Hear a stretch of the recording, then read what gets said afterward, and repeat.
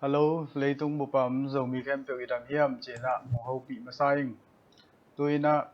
Zomi Innkuan USA thì vài hôm nạ to Zomi Innkuan USA media panina aki bola hi Zomi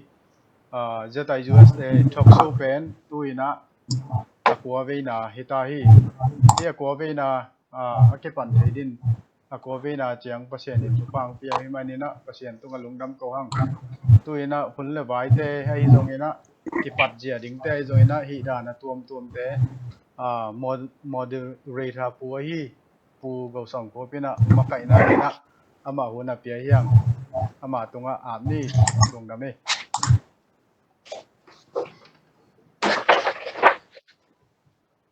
Long excellent boy.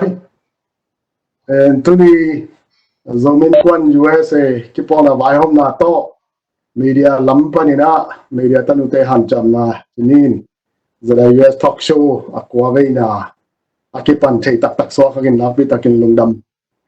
en hi chiba hun pa ang pian ta pasien to azong lungdam na ikaw hi hang pen tulian lai takin leitung bupa ungdang na alan lai tak hinapi dunia hi the US talk show tanute akipan intake there he's a contributor there is on tunian at the alamdangin special guest isap diplomacy makai te amau te zong chidam takinong ka the manena amasa in lungdam na pulang masa ing in abel tabana the US talk show at hang peden bekam lowin at bang chidia panpina lungdam pina tha tampi tak ongen comment tampi tang pia he's a US talk show ibol sima lim taka ong na enton tung mi pi sapi lom la gwal te tung azong lungdam na ong ko calling and he the US talk show akwam ve na pen nung ka Saturday ni akibol ding hi na yang aksan na technical ai zong in viking tom ongom vat ai manina last minute na ko pol khan bang zong na ka khin na biung in lem lo na hangina ki sop to so ken akwam pe bina nong tel siam na ding na ong thum masa ing cái này dần tu ni thả nông bia kia mà nên lùng đã mình chỉ qua ông câu kỳ kinh ấy ale giờ đây US Facebook ấy dùng in Facebook trong social media ít tăng câu sama bằng in tu giờ đây US talk show song ít cái cuộc video công tel thu lù bel format ngay na đa này na ama na hot topic ni na ulian lại ta current events cái đó đó to te hitale Tote zara US ki pona imaban por kapulang na kine masa wakin topen tu ni i special guest e plampao le zinmang che phon ni na la ta khwayon khat mai mani na amau te nai na amau te masak ni na tu ni amau te chu ong sun ding na kan chiao pen to do people post COVID-19 Myanmar politics le zomi politics hinaตัวมุนะtalk show ไอ้มาบังเห็น talk show จีจังนะไอ้มีสมาชิกตุเลียนหลายตะกินะ online meeting video conferencing zoom meeting ที่บักตั้งที่ตะกินไอ้ตาขังตั้งเปียจะได้ US บังเห็นเบล video conferencing อากิจัดโซอากุมาซิมกิไปเต้นevent ไอ้ยังตู้พูดนางลานส่งเล่ก็มาเป็นกิมันเต็กเลย IT ล้ำ social media ล้ำของขังเต้ามาเองฮิมุนะthe US talk show ongen akwa mape ulen autena nong cheti dingwa kalungul khada talk show chi changina forum dan hilo resort pasanomina atwa ina thulu to ki saya thu sung thapai chi hilian lo panel omin panelism to te in kupi ki dong ki chi bang hilo hi chi khamasanang thesa noming ani na tulian lai taka video conferencing ai mi swa ki jang pharia ka hi US te zadani na gen mi chele hang webinar seminar nam ai kele online ai ale webinar kitchen US te bangina mi permission makai khat ina thulu khanai kele ma gen no thu khat tunga thu genin an online panina genin tampi takin ngai thei chi pen US bangabel webinar akizat zo sodin mi songa to tulai ta kong kin azan ma lungdam hoi pe man thu man pha tampi ilian la ta thu piang tampi tak zong ki sung ke pula thei bekam lowin yam pan dia khata hi banga webinar te video conferencing te aka kha en khate yam pan lai thei thak ke ya le US banga hi bang webinar khat ika kha ala ding ina I get a login chain the access is in tadi ngina atom ben za khat jani za thum ben ke pe ham tangina to ne ni songa social media songa imakai te ni tu mi siam te na free jine na sokta ta kana ma opinion ma standard to kisai topic to kisai sokta ta kana ngom ke re man in tulian lai ta ka video conferencing te hamba ma hyang chi to pula komina i talk show i na to te to tom khat kilam dang hi chi to talk show ti chi tak jang in US is that dan liana tu chen tu tang gen na lian hi na again tu lu khat to kisai khatin thu ong paninaตัวตะกาวอินเตก็เกลคอนทริบิวต์เตอินตัวนั้นจีเป็นมันลูกฮิโวมันฮิโวตัวเป็นตัวที่ไม่จะเกนปีนาเกนเบนไอส่งเงินคอมพลีเมนต์จีดิงโมอาร์กิวเมนต์จีดิงโมดีเบตจีดิงโมตัวบางอย่างนะทอล์กโชว์กิจังโซอีตัวเป็นจำเลยนะทอล์กโชว์จีตักยังไงนะทุลูขัดไอเกลทุลูนี่เลยทุ่มกิเตลินตัวตุ้งอ่ะโมเดอริชาขัดินะตัวต้องกิสอากิสบาเลยส่งcross question ไอส่งเงินนะทุสุงเตทุเกนเตนะโบเลนะกุปีนะจงกินได้เทที่เทฮิเลตัวจะได้ US talk show อีลุงกูนะอีหุ่นกิจริงฮิเลเบอร์อีออนไลน์para comments เตตัวจงกินดอนนากินได้เทเลจิลุงกูนะกินได้ฮิจงเงินอีเช่สมาบางเงินจะได้ US talk show ตันอุเตมักไกเต contribute เตฮิตเลspecial guest ไอสับเตนี่ตัวมิชมักไกเตฮิตเลกว่าไม่นะหุ่นกินอาขิน300มันนี่กาวนี้จังเงินขัดเวียงสุนเป็นหุ่นตั้มพิจารณาคิดจังน้อมเซลล์นี่ซิมิเลเบลหุ่นจังตันในหลังโน่นในขัดบางอย่างคิดเซนใช้ดิ้งหิมาเลยกาเลียขัดเวียไม่นั่นกีบางเจ้าสาวปีตักคิดจังน้อมขับปะอินตัวมาจงก็มาเป็นกิจเชียมนี่หุ่นมันพายมาเลยนะอากิจริงเท่ๆดิ้งนะอากิลุยแค่น้อมอากิวุยจริงตะกี้กิกลุ่มน้อมอย่างจิตตัวองเกนแบบน้อมิงแต่ตัวนี้โปรแกรมตอกกิจไซนะpart 1 part 2อากิสบาและ part 3in ฮีนี่นะ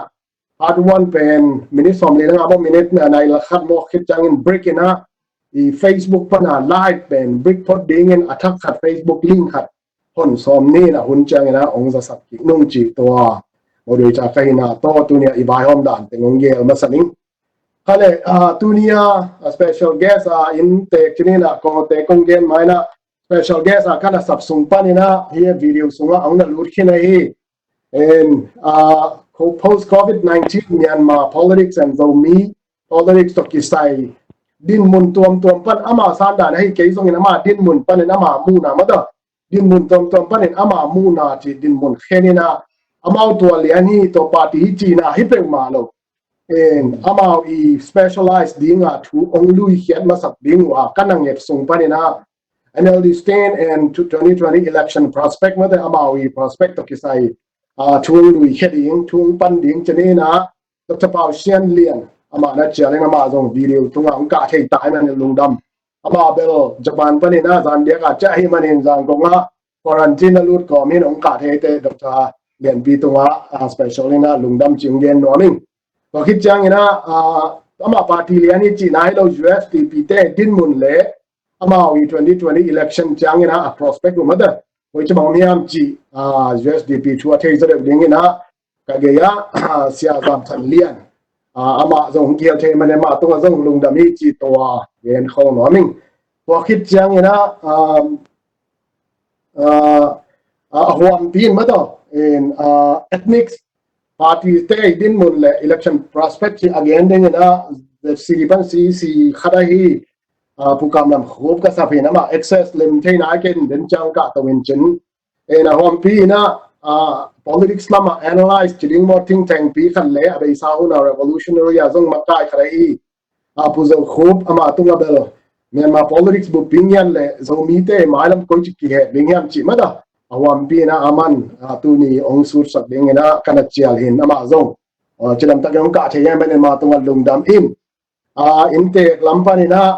ตั้งปีป้าเสียเลียนบอยส่งนะยาดัชดาคูบเลยตุเลียนหลายตะกี้นะอุดมโนก็ตั้งเกี่ยวที่ยุงจีตัวอง introduce มาสักนิดให้เลย post COVID-19 Myanmar politics and Zomi politics มาต่อว่าต้องกิจใส่ทูองลุยเข้ามาสดิ้งNLD เตยดินมุนเละ2020 election ต้องกิจใส่อามาอี prospect อามาอีแล้วเนี่ยนักจริงว่าไอ้เกลเลยอามาอาดิ้งนะบางจิตจังดินมุนอมดิ้งยามจีเละอากิสบาเละกิโลมาสกาเลซง ama idei sakdan teng ang su ding na dok cha pau sian lian ta tang na to achial hiang in aman hunong lao na ding nge ni ngei dok cha lian pi alem ding ya nang hunong hong lao le Okay. Kizama te kwa. Kizana. kisam ai Ay. Lung damay hitabangin ki health na ding inang kel saki zera US in kwan makai te akipana ko man chatong lung damay na. Tulen lai takina NLD te i tin mon takisay kemi malmu na leka kanzo na chinina. Keza sung thwa thei lua belesan kingen hiang na. Amaw din mon takisay na atom kim chingen inna ongen noming na. Amasay na 2015 line bang promise yawa bang teng sem chi tom kim en masanin to hitte turen la takin bang somu le do pet stem ni na hian la thulu thum na mailam huna piang pe ding ru chi thusum to gen ni na 2015 line na amau bang campaign cha bang kam cham promise na piau hiam chi la hi national reconciliation chi amyota yin ja si chi to hitte rule of law le idun ngin changi eternal peace to ting thumpen amawi campaign bi hi na hi zong ina lim tak en pa le hang athumena thanga wai lot na omlo chi pen siang ta ki mo the hi zong ina a han chiam naw ki mo hi at least ong han chiam mo chi pen ki mo the the na gen te nai na amyuta yin cha si bang pen ka ka te to election aman hira ke pan engagement pen han chiam chi pia han chiam mo hi na amau national reconciliation alam zo lo na pen han chiam lo hi lo han chiam ahyang en ka kap te khau lo chi khada ke mo the in to the rule of law zong pen hi ka kap te tale police te tale ti president kun wa yam lo chang abel swak ta ka ki theilo ahia gina amawi achievement akilang dia ka ke wangen kamuk sang ni omina khanna ni dakina Myanmar gama ki boy diak pen kumpite elected government in Bangzata thugen and gel tale GAD chi General Administrative Department hi nyone au chogi te pen amau ka ka te khunwa yo mai changa elected government ina to za ta in thu nei theilo a hi zong ina achievement khara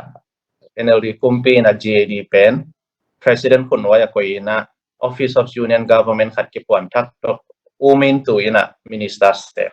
to pen ithei pi ding aba hi yaw lo ding azo na pi kharu kharin mu usageng to khite NLD kumpi na thu pi ka sakhara tu ni le som nga ki kala akilao sang mama lu tolte amau pen min tom na rin kwa gu kwa chi zel to khit chang na miu song pri khong hian ma ba ta chi khong hian thau pai sang ma mo ina kilao sang ma mo chi mai ni ahi zong ina NLD kumpi hunte asyang si sadai ke jamau thau taka no nga muina to zong thu pi sai to ben rule of law waya ahan chiam non ken mu sakeng athum na abel eternal peace ngei chai dai na ring ina ahan chiam lai to tu na banglang conference thum vai bang sam kin tau in hom thok wai na zong tampi om na ven tu lia ta ka deadlock ma akiri sot thailo apai sot thailo ahang pi tak en lang pen NLD government lian sang in ka kapte I a policy khau lo liang ai changa a hi zo ga kap le thau toi lim ki kalte I policy khau loi cha hi zo ina NLD government jong accept thei tuan lo chi kharin ki mo sa en tuan tulena tak pen a promise su sema tang tun lo in amau tharem na zongom ahyang ina amau tharem na za hi lo hi chi ke mo na hi ina mai lama piang thei ding thua bel thuma salim lema ko mangai su khak lo hi mai lam piang thei ding thu again simina online lo di pen covid 19 ba hi na covid 19 pen hi historian Neil Ferguson gen ka chep te thi khada disaster chi lim pena tom pen kum ni pan kum thuma so thi na khali khathum khali khaswat aman jiao hi lo hi ai man covid 19 in bang ong impact la ding chi pen in thu tam pi tak sai ding hi in tua kharomตัวนี้ตัวเบลไอออนไลน์รู้ที่นะตัวเราprospect อ่ะยัดอย่างนั้นอามาเบล alliance ในเราที่องจะตาวนะมหาไม่ในเราสิตัวคิดแต่ party campaign ชาดิงา promise ของใน slogan ของอามาเบลmanifesto ของหินไอเกนะที่ตรงนั้นตัวจังเป็นอามาเบาละก็อิตาลีที่อากีมังเงลที่เราดิ้งขัดเป็น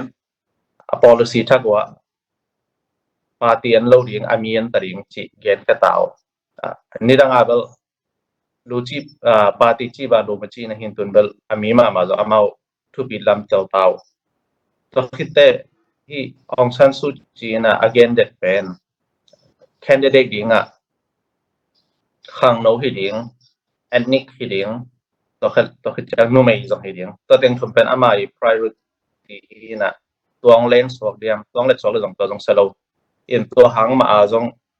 มหาไม่ในเราดิ้งอาชีพว่าสอนเราเอาปาร์ตี้ส่งอ่ะ ethnic affairs committee ethnic committee ขัดนั่นในเป่าอย่างนะตัวส่งให้เจียงขัดมีกฎเต่าเจียงตัวจะเอาส่งส่งกิ่งเบฮีจีขัดเกียนเทียงนี้นะอิน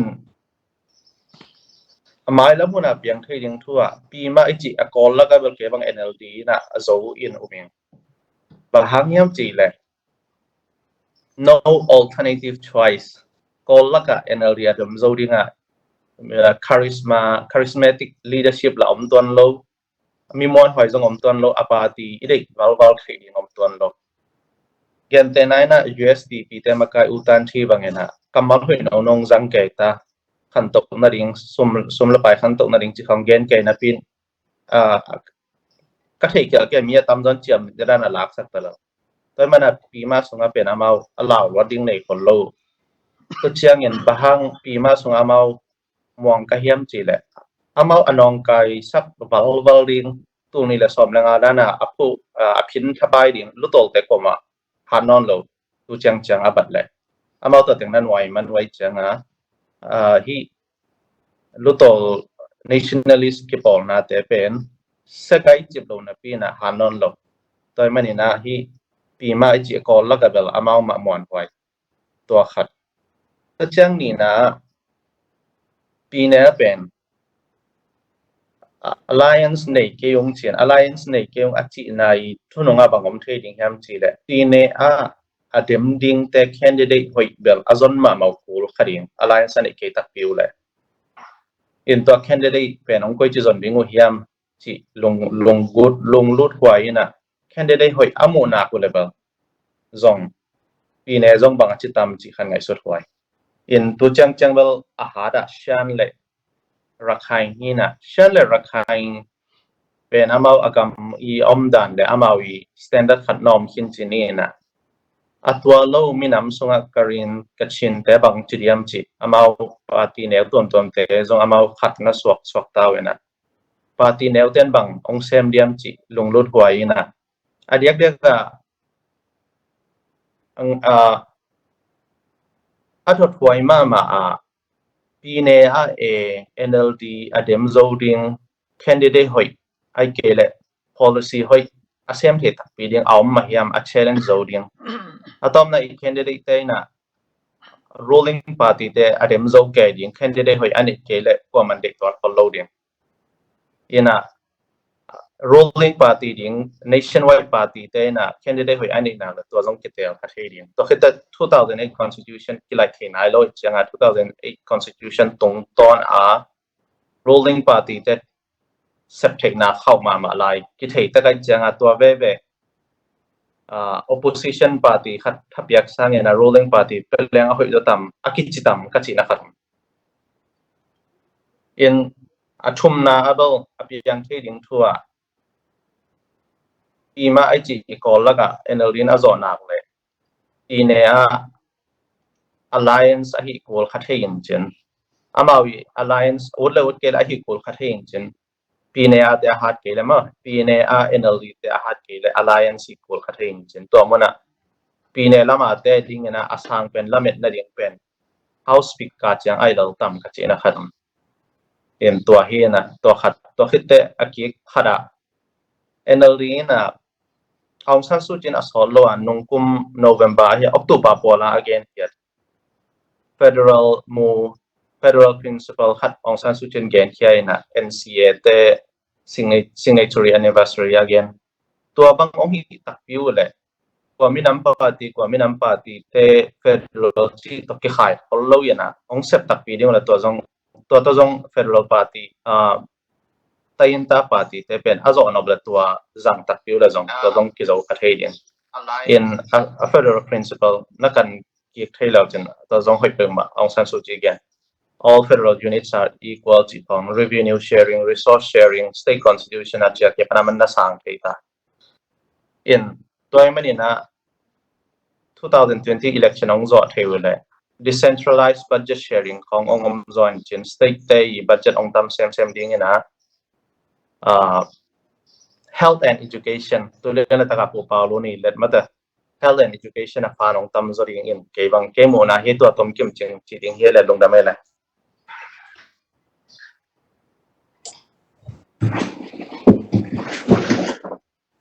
Zana bay shalen bi hun ông giang xiêm pel ma chen tom kim ching nang i mudan to ki to ken NLD prospect pen 2020 ya bel lim chi chin ma do e lam pa le lim chi ma da ni na ông gen so chen te abei sa mau campaign promise to ki sayena pol khat alo ching dan le pol khat pen hak san na tom to lo ching lo chini na gen enan kap te to kilem to ri ngai zong ma do ai ke le thau to te to kilem ding chi te po zong na chi ta kina kilem to zo lo na chi ta kin bo e biang na lam pa na extreme gen na e kam tang jang zan lu to te ma do extremist te bang to zong kam pi tak belong dai sak zo so kin to le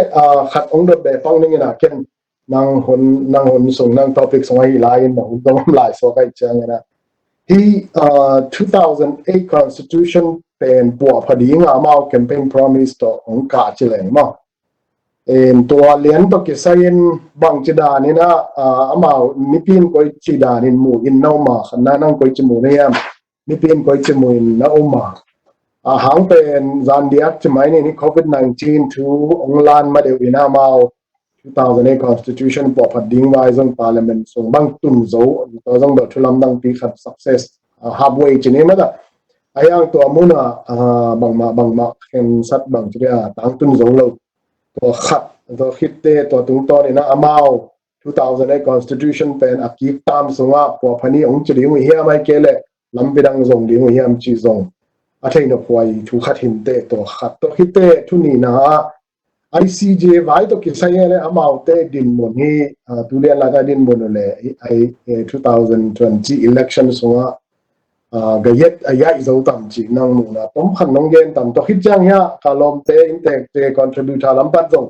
ku pi no bai zong ina na debate no bai zong in san no bai zong tom kim ching compliment ma ta ai zong ina minute thum ta again no bo le to nang gen to ki sai mo lom te kya nga ipai mai in topic dang ipai mai na ya Dr. Đầu khu ai zong ina pu son be zong ina pu dong no ma zong ina ma tung pan zong sap som ni na to khat de la kong dot ge nang mu na nong share thai lai ding here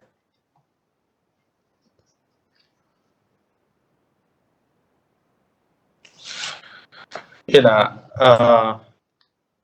dena kongen na tua nong to teng zong la ki dong thei la hin chin dena kongen na khat kongen ding kamangel khara NLD na atha khau na le thanem na lahi khat awm khara atha khau na amau activist te kipani na civil society chi khong hi ennik chi lam te amau kum tam pi sem khom kin wai che to le political theory khomau na sang thei kin wai changa plan ki chian le ei san theina political din mon khat don nei thei gen te nai na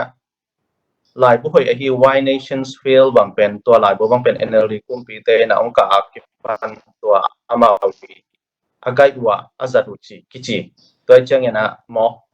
thu khen tat sam lo tua gai hi thene the plan khong swai chi khong to khit tu ni le som le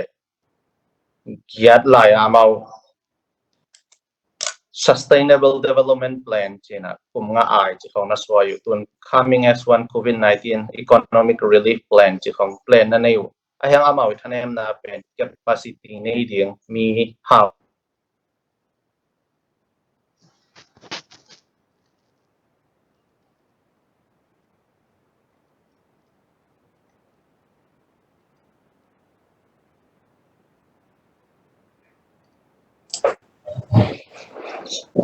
Sian pi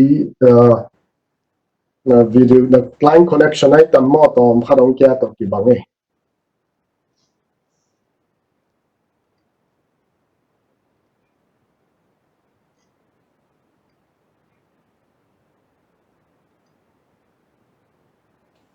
ai ve Sian pi yung ka ki thei na ding alai anga thei na ding inga komina the US talk show hosting lampani na ele ama again to ki sai thukim tina mo ai ke le he is all in techi again no mi om tam mo cho đầu khô bay rồi phù xuân pe rồi phù đồng đâu ai rồi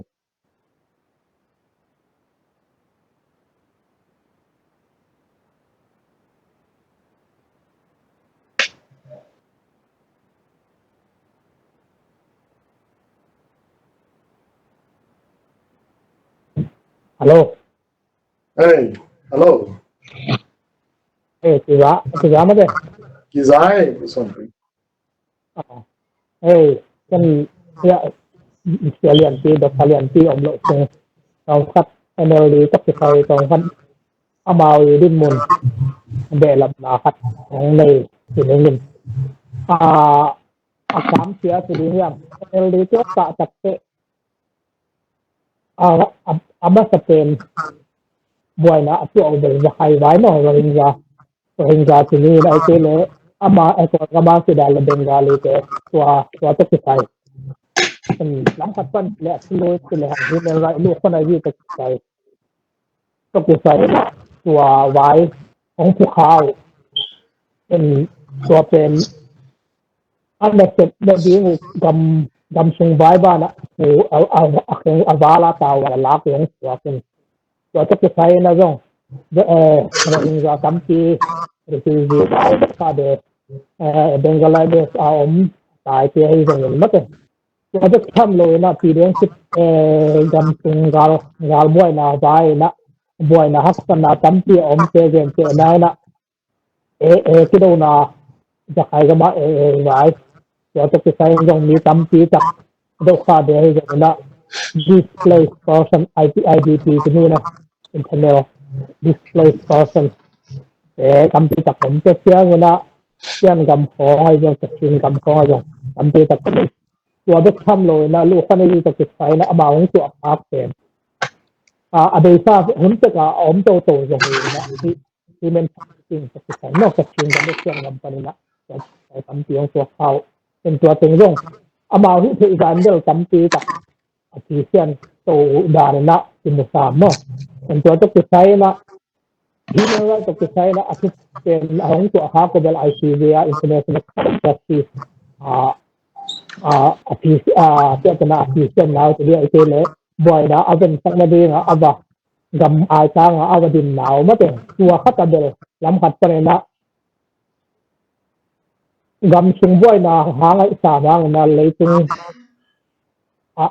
มีเจ้าหน้าที่เดินกำชุงเอามีเจ้าหน้าเอามาจุงท่านเรียนดาวขึ้นลายเป็นทหารดาวที่มุกยิ่งโตนำหน้าที่ไอซีเวียได้อาบัติเส้นนาหางนะอามาเป็นอาบัติจะดีแรงเป็นอาบัติกิเลสยักษ์ที่เราจิตตัวคัดบางมุมตัวคัดตัวท่านเรียนดาวและทหารดาวคัดจะเชื่อเงินคัดเลยว่าล้ำคัดไปในดิโมคราซีออโตอีสมิธไอเกลดิโมคราซีDemocratic government ที่สามดาว NLD มาพูดอินจง leadership styleเป็นautocratic leadership มาเดลลิงจับโจมั้งเป็นอะไรอย่างเงี้ยตัวจงเดลจงผลเสียงสั่นขัดอมดีก็เห็นเลยสารถือไว้ใส่ในบางเรื่องเรื่องเจ้านั้นน่ะเป็นก็มาถึงเสียงเสียงเจ้สิงคโปร์kamu ayun na le kamu ay adi kan to na adi daw amawi leadership style at credit leadership style pen ahot lam hong rak wa gamong kan to ko bang sinder in san su tin jong or to credit leadership or to credit leadership to wa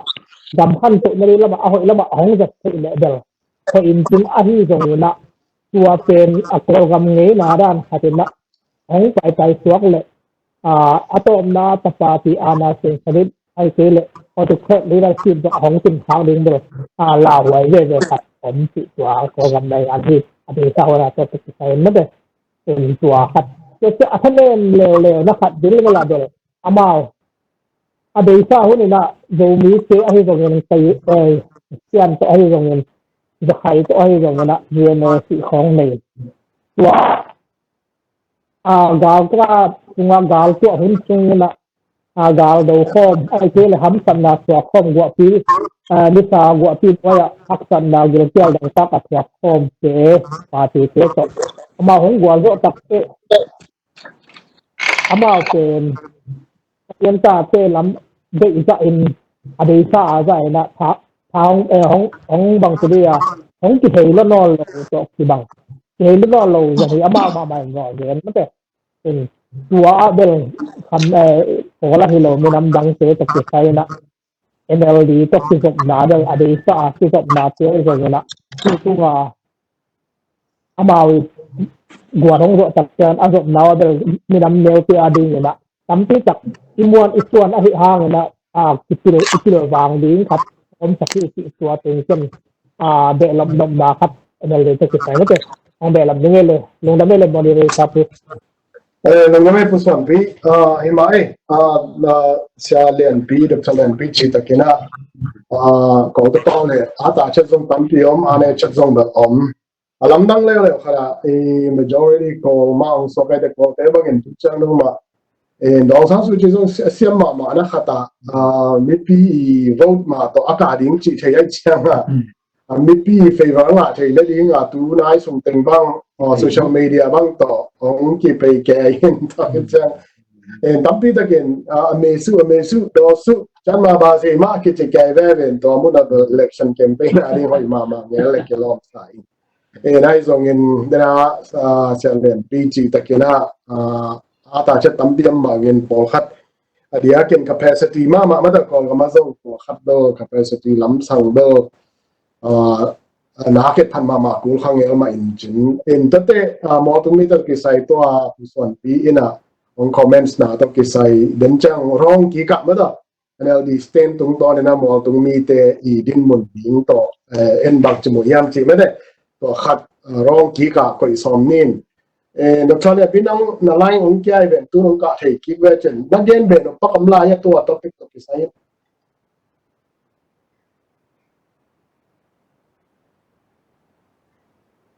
slide nang ke wat ven sorry na sia suan pi gen jong tampi kazakhak sun tengbel thukimenge in a hi jong tampi ta ko mina tua gen danina NLD te ina athu ina crisis om na limlima tua crisis om na lian lai taka asem kha kumpi te ring pen opportunity hi na tua pen NLD ten jang thei ma main party dang te campaign zong jin thei lo ring pia tu na tak lom te na COVID-19 conference tung to na online conference tung to na campaign chalu thei in to crisis in jong tampi ta ho thei in chen ina thupia hi federal principle tengu azui ta pm cha ton tunga dau thau monitoring asem den ding kisam mate ton tunga akok den ding tat party khat kisamina to khat thupi ente to khite hi NLD ICJ tungton in tambel gen non ke ni na NLD te na international support tungton amau anak liam hin to teng sum hinu in NLD 10 international support sum hin to khite 2015 le 2020 ki kal tung to na ethnic alliance zoreu amau kilam nai tengjong asum hin pian hina NLD te dinga political oxygen pen mi pi te hin tun mi pi te ma dik takalung kim sak ding to thupi en to be sateng asup sateng o alam king da ding international support by non kenchen ethnic alliance te alam theina ding in jong bel hi candidate hoima le to budget sharing te ong hi swakun ta chi yen chele lung da mele ai mai ai ve lung da be chale den chang dong na tu ten ta line la nang quarantine di phat leng lai chen and chi takin wow ethnic alliance som te be kilowin athak be ai zong in ma da aria ken mo tu mi te ai kele pen lo ni la khana alen ma thu pi te to te in ama rights ma to bang anung pe na 2008 constitution em sung bang a zong ama I dim mun stand khat pen to tong kharong ko controversial pe ma chi in to pen wrong ki ka gen ki lai nin abana dim mun tom swakin to again bill after post COVID-19 then my politics le Zomi politics chi hina Zomi politics pen damina den chang wrong ki ka zong gen thai ai zong tun from training en to selen bin bel aman NLD stand te din mun pana bang che exports din mun parang gen ma NLD hi chi na hilan lo hi chi ma ok so ngen tai to wa to ngi chan king no men khale USDP te I amao I stand ulian la ta adin munu le ulian la ta ka bang chria ngan yi kena chen to ki sai amao din mun hi zong in ta ki chang 2020 election amao I din mun ding koi chiling hiam chi angim na te ama che tan hom ding akisaba le zong yen dai na USD pi khat bang ding hele hang koi chi ding hiam chi ma da ama ong advice ding bang hele ong koi chi ding hiam cha mang ai sun nang pula ding ya kan lom hi na 88 generation ka kitwa na hi sia zam than le na cha lengin aman hunong lang da ding na la ta na ta cha inge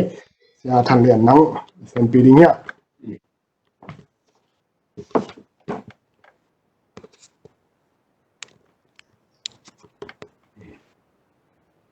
namangi lagwai na ithuki kupte pe na thupi thei lama maina ina masai na kom cher ya ngum som kai pi ba I zong ina kita teng ya bang na mai hom den ke ya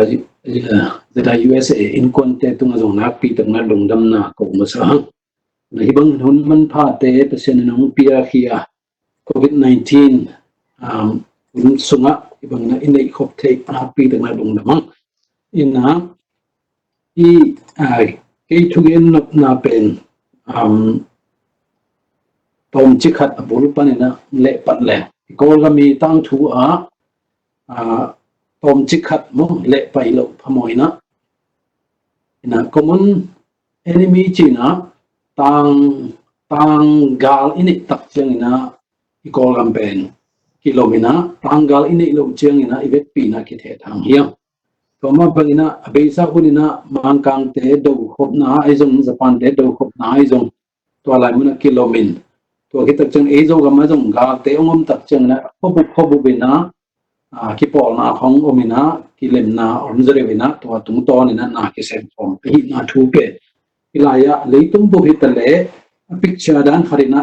na erun la to tung to ni na hi call gam ya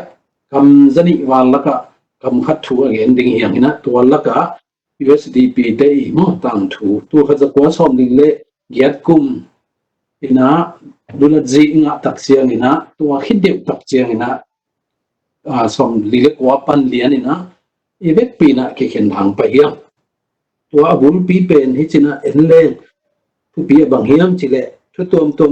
tom pen ki ngoi na hi jong ina hi china he expert professional viewpoint pan na enni chileng wa pan lian ina bang hiam chile e kha so pen ki mon na mo khale khat ki mon na minam khat ki mon na party khalle khat ki mon na ina tom na zo ga ma zong pe khalle be khat ki mon na wa ki tak chang kho khat na wan jong ki mon na wa ki tak chang na อินเดียละมาโจมีเตเลโครัมอาโจมีเตกิมวนนาไอ้จงนะโคจางอาโจมีเตเลขมาจางมีเตกิมวนนาเตเห็นตุกิสกิขาสวะนะฮีตัวโตอีไปเป็นตัวสุงะเมนตาเป็นกว่ายังจิเลอีกากัดเตหินะไอ้จงนะตัวลายมุนะกุมสองงาวาสุงอีขาสวะเป็นบางยังจิเลทุกปีมานาอิสคบนาดิงาคิตังสัมมามาฮีมินำขัดเลมินำขัดกำขัดเลกำขัดโคขัดเลโคขัดเบะขัดเลเบะขัดเลโบราขัดเลโบราขัดกิกาลาขัดเลขัดกิมวนนา trust นะตัวกิมวนนาเป็นอีข้าสวดตักเจียงนะว่ามาคิวมเทนอนลวินะอิเสอิโบเขมจุอิเซงสโลยนะตัวเมนตาเตนอุมกายนะหน่วยมิปีนะลุงกิมโลบะกิจุยตกิบังนะตัวตุงโตเนี่ยนะอีกำเป็นฮิตยังตรงนี้นะตัวลายมุนะยา USDP นะตัวนี้เลยสมัครตักเจียงนะมาหงนี่นะมักไก่ตักเจียงนะนักปีกันนะกลุ่มเสริมเลยกลุ่มงาแปลนเนาะตามชุมเสมดิ้งนะกิกิงหิตัวบางนี่นะกิกินนะสุงะอามาวตามชุมเสมโจตุแรงอีกำโจ stable ดิ้งพวกที่ตักเจียงนะดังกว่านะเสมโจนะอีกำหอยดิ้งฮีจีจะเจียงดงนะหอยละมาโจมูอินปีไอ้สุงะตามขัดเสพขิดตักเจียงนะบางจีเอ็มจะเลยโมโลปีนะขันนะอามาสุงะกิดตัวกโลนางอามาสุงมะมาจงคิมวนนางโลปะนี่นะอามาเตนะกาลเตอินเนวโลขามตัวที่จะทุ่มนะอามาอดีตเจ้านะมอกิงมันเลยนะตัวที่ตักเจงนะทุตัวหางตกตัวบางอย่างเลือกตักเจงนะตัวมุนเป็นเอเนลีเตอีกะฮีจินะมุเทียมตัวตุงโตนี่นะये तक चंद दिन से लियन पीना बंगेन की नियम चले एनएलडी ते दिन मुन ले एनएलडी ते बैकग्राउंड ले एनएलडी ते पंजिया ले माइलमा मो पंजिया रिंग और खरंग गेन की नी वही ना कई दिन मुन पनिना या USDP ते दिन मुन ये ची तक चंगिना बंग की मुठे यम चले बहांगिना तू नीले सोमलंगा ले लियम ची थू पेन नो अमावारी ना थू पीमा मही वही ना जेन ना तुवा तुंग तो ने ना kalson kik le tampi ta phatom dingi toina tolai muna tu li le somnga kumina azo pen ye tak changna vote seat zali le som si le gok to landslide china ngzo ina tolai muna USDP na som si le thumbe ngai na nakpi ta nong ke khai hi jongna military te na zali le som la gok nei lai na to teng to gom to le ai chiang khat hi to na pin hi jongna amao anga ung tom lu ma hi man na to la ba den asian pi gen arkan te le sian te mo to te ko ma thu pi pen to te gel ma zo mula zo lo bek tham lo win to ki tak chang na thu pi thum lai na ta aung le pa o le mon party te pol khan mo to teng thum pen la zo lo tak chang na hi bang suak ai man na to pen tu ni na USDP na lesson landiam chỉ to dòng nó pi thực năng cái sai nào mình với na USDP na asep masap ning pen bang yang jile amau party sunga siong ye hi na ki thutu ana hi na tua ki thutu ana pen sem zo hiam chin e tak chiang na tua lian pen tua tu ni le som ni election adin e tak chiang na tua lian pen tu ni na tung sia lama sem zo tak lo hi china ki mui na noi sia lama bel sem zo hi china kiểu mi to the performance ye tak chang na performance pe dia na election chi tak chang na performance pung ti sam luma men to performance pe amao bang tungang focus yang chi le mi pi tung sang ina biak na lam le ya phong ji sang te na pi te na focus na nei man na to tung tan to tung ma man zong mi pi na thanga men lovina dia na tun tak chang ina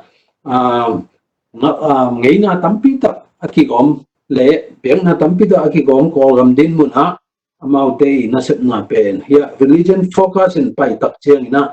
ha ki nga me loi to pen hi china kai ki te ei zo mi te politics no hai aki nga ngei lu na pen bang yam le platform tampi tak om la ga eten beng na platform bek is a thik tak chang ina to pen na set na zong na pi ka nong po chi gin to ki tak chang na tua tung to ne na eten a platform dang khat itun chung na imit te ka gin ai ki le imite surprise ina set dan ding ma zo mo to platform dang te tunga zui zo nai lo te I na thu zo na pi tang ki mui to bang lian mai na USDP din mun zo ei be hi tuan lo ei zo mi te be hi tuan lo ama ma zo a platform lian pen ya alu tol te ma to mo to na khoma set khop ding to pen bang pana angau hiam chile ni dang lai na gal sum lai na gal na pi ta gina civil war chi na ol ama ikon tak cheng na amao gal kap te na banggen u hiam chile phong sang khat om nang le gal ki zo thei hi chi na ngai chun hi bang hiam chile to phong sang a khat mo khani mo khathum mo tam thei neng le don pe ma om le hi chi mo hi toy man na idin mu na I chi et tak cheng na bang mu thei hiam chile to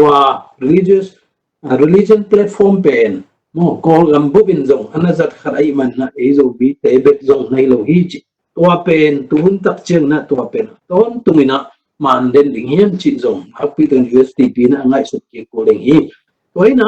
USDP mo tha ama ham phat na mo thum pol kharo mi thu hat na bang hiam chi le amao bang hiam chi le institution chi na hi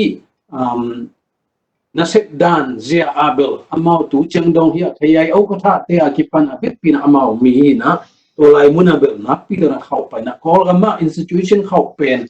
ending kong ding hilen tu ni cheng dong na gal kama pen ki kong ma sa dingai man na to lai mun ham phan na nei ni na a fundraising china fund pe ma pen sen na ki tang sap na bang in the night na election chi pen summa ki sami mo gina tua sumpe ma ben ki tang sap na bang hu zoling ben USDPE mo amau I thahat na le amau ari mo am phan na khari to ki tak cheng na set na khat ta ko ga ma na set dan pen mun dang to ki bang hello I mun ra pai ding leng thau khan sama bang ma ai jong ki sam ten ke na to tung to ni na amau na khem to set na khem to amau zoi na thei ki nei ma na set na khem to performance aman lang thei na ding ina amau te na tua lai mun na zong mun te la khin ai man na tua lai mun na pi ta gina mo midang te sang na ham pha zoi man tua teng thum pen na pi ta gina azat thei wa le pen USDP te na tu ni le som ni aring zo na pi ta gina amau ading ina mo midang sang mo amau te adina ham phan na mi china mu de ya ai le zong ina nong kai na khada ya ina amau I tha na pol khat ge nang ina tun athanem na pol khat le dong thu ma na ening ina angim chile hai mang te paule high power distance ina hi pen call le kiet nya hina culture diversity din muna hi ata ka culture ben diverse mo I ve không nghĩa là nga kim pen Buddhism ai zen nga dang teng he tu pen bo ICP minority ichi khen tu zong diverse culture only mo gina diverse culture la ka bang la hiam chila northern le tun gen na zogam bangs northern le southern bang pen bel diverse culture hina tua ki kala zogam bek en pak lang zong ei khen tu mi zogam pen zong ideal dan khat tuam khat to ma banga lam ka zong ideal dan khat tuam khat to ki tak cheng ina ti dim zong deal dan ti dim le ton jang nong ki bang lo lai to bi na call pi zong mi te ki bang tamu ki lam dang chỉ biết thăm là tiêm trong sẹn néo sụp nè tôi lại muốn rồi ai chỉ biết cái gì vậy à ông mình tôi khen tụi bên ngay sụp na cái bằng lâu i buộc ra cái bằng lâu i concept cái gì i máy xếp cái bằng lâu tôi khen tụi deal link bên tụi nên na high power distance na tôi bên tang tông cái bằng izat tháp bạch thủ hay tôi bên bằng hiếm cho high power distance chỉ tập chiang na khen tụi xếp tập chiang na cái thế này na igen bằng cái sẹn liền đi no nắng cái nhiều vết lâu đi cái sẹn liền đi no excuse tôi đã bằng mặt được kỹ thế nào lâu chỉ biết hi na hi tung xia làm tên nói làm tên ading ngay sun kholowa amao ngay sun na bang set na pen high power destiny na tua pen tu ni na hi USDP te sunga na pi taka aki rooted ma mo atonga lai nge ri na tua pen tu ni na jang nom lai wa hi man tua ina na pi ta amao na pitfalls ti na lampi pai na mo gom kom hi ka ding hi china muing eben ga kap sung pon than sung mo to te kinal zat ma mai to ki tap chiang ina ni na pen bang hen chile ตุนตักเชียงนะhi khang thak te na na nak sem nom ma mena koi chi bang na sem ding yam chin azon lai takin atak takina tua te din mun ari na mun pen nak pi the space pen gel sa ding thu pi na tua pen sem mu hiam china i che tak chen na nak pi takina siong e bol wang na ya tu iliana au min tak tak lo ai mana next generation te ari na amau space ding pen do om ding da na gel sakin ayanga practical la pen kwa mai na mo lu zo lo ai mana tua zong mo amau te anem na hi to hitap chiang na thum na pen bang hiam chile amau te thanem na pen bang hiam chile tulai taka mo current issue lian pen amau ten thei ma na pia na pi the initiative lo mo na khem pe ben sem lo gen ten na khuna denina sialian pi gen ma ben covid 19 pen hunoi hina pi na NLD na zang siam ayanga USDP na ong ji sang khong tu ga pai chi khong mau ga kap sung khong ina asip abol kem tu muda na base ikin kom kala asip sun pen kwa mai na mo pak ta thei lo me de chi khat zong mo omina to pen mo mau te thanem na hi to na bang ai zong ken atom na ko atong tat no ba ben bang to tong tan nong ke hiam chi le tu ni le som lagi ku mina amau policy po harung thau khian to la kan nam som lian nong thau khiai na mai la ma kal son da ding to som pen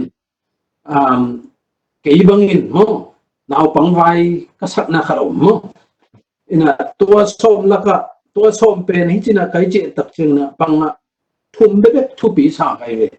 kan na social welfare mo ko ni na peace process thum na federal state mo na khat again bill boundary hi border hi nenemi thu hi na to bil level thu pi lo be hiloina tataka to bil aga ka te let zo ina pi na to sungalum herina to laka mo to te kai chi tak ching na mo hi pen party golma ma khat adina hi pen general law sa hi manina ke mit ma zo mo to bang to mo kal swan leng bang chi mo ding chi khat anong sima nak pi tek na omi toina party gol kharai jong party neu kharai jong I thei dinga bang hem chen na sep na khat pe wa ina general policy do omma dinga mo to khitak cheng na specific china tuan lian china gen de na bang na text ko nga bang chi ding mo chi khong ai jong ke bang ina ko ga ma de na thu pi ka sa bang hem chile thu pi ya mo hi foreign investment le domestic investment mo to te gel tung ton ina products le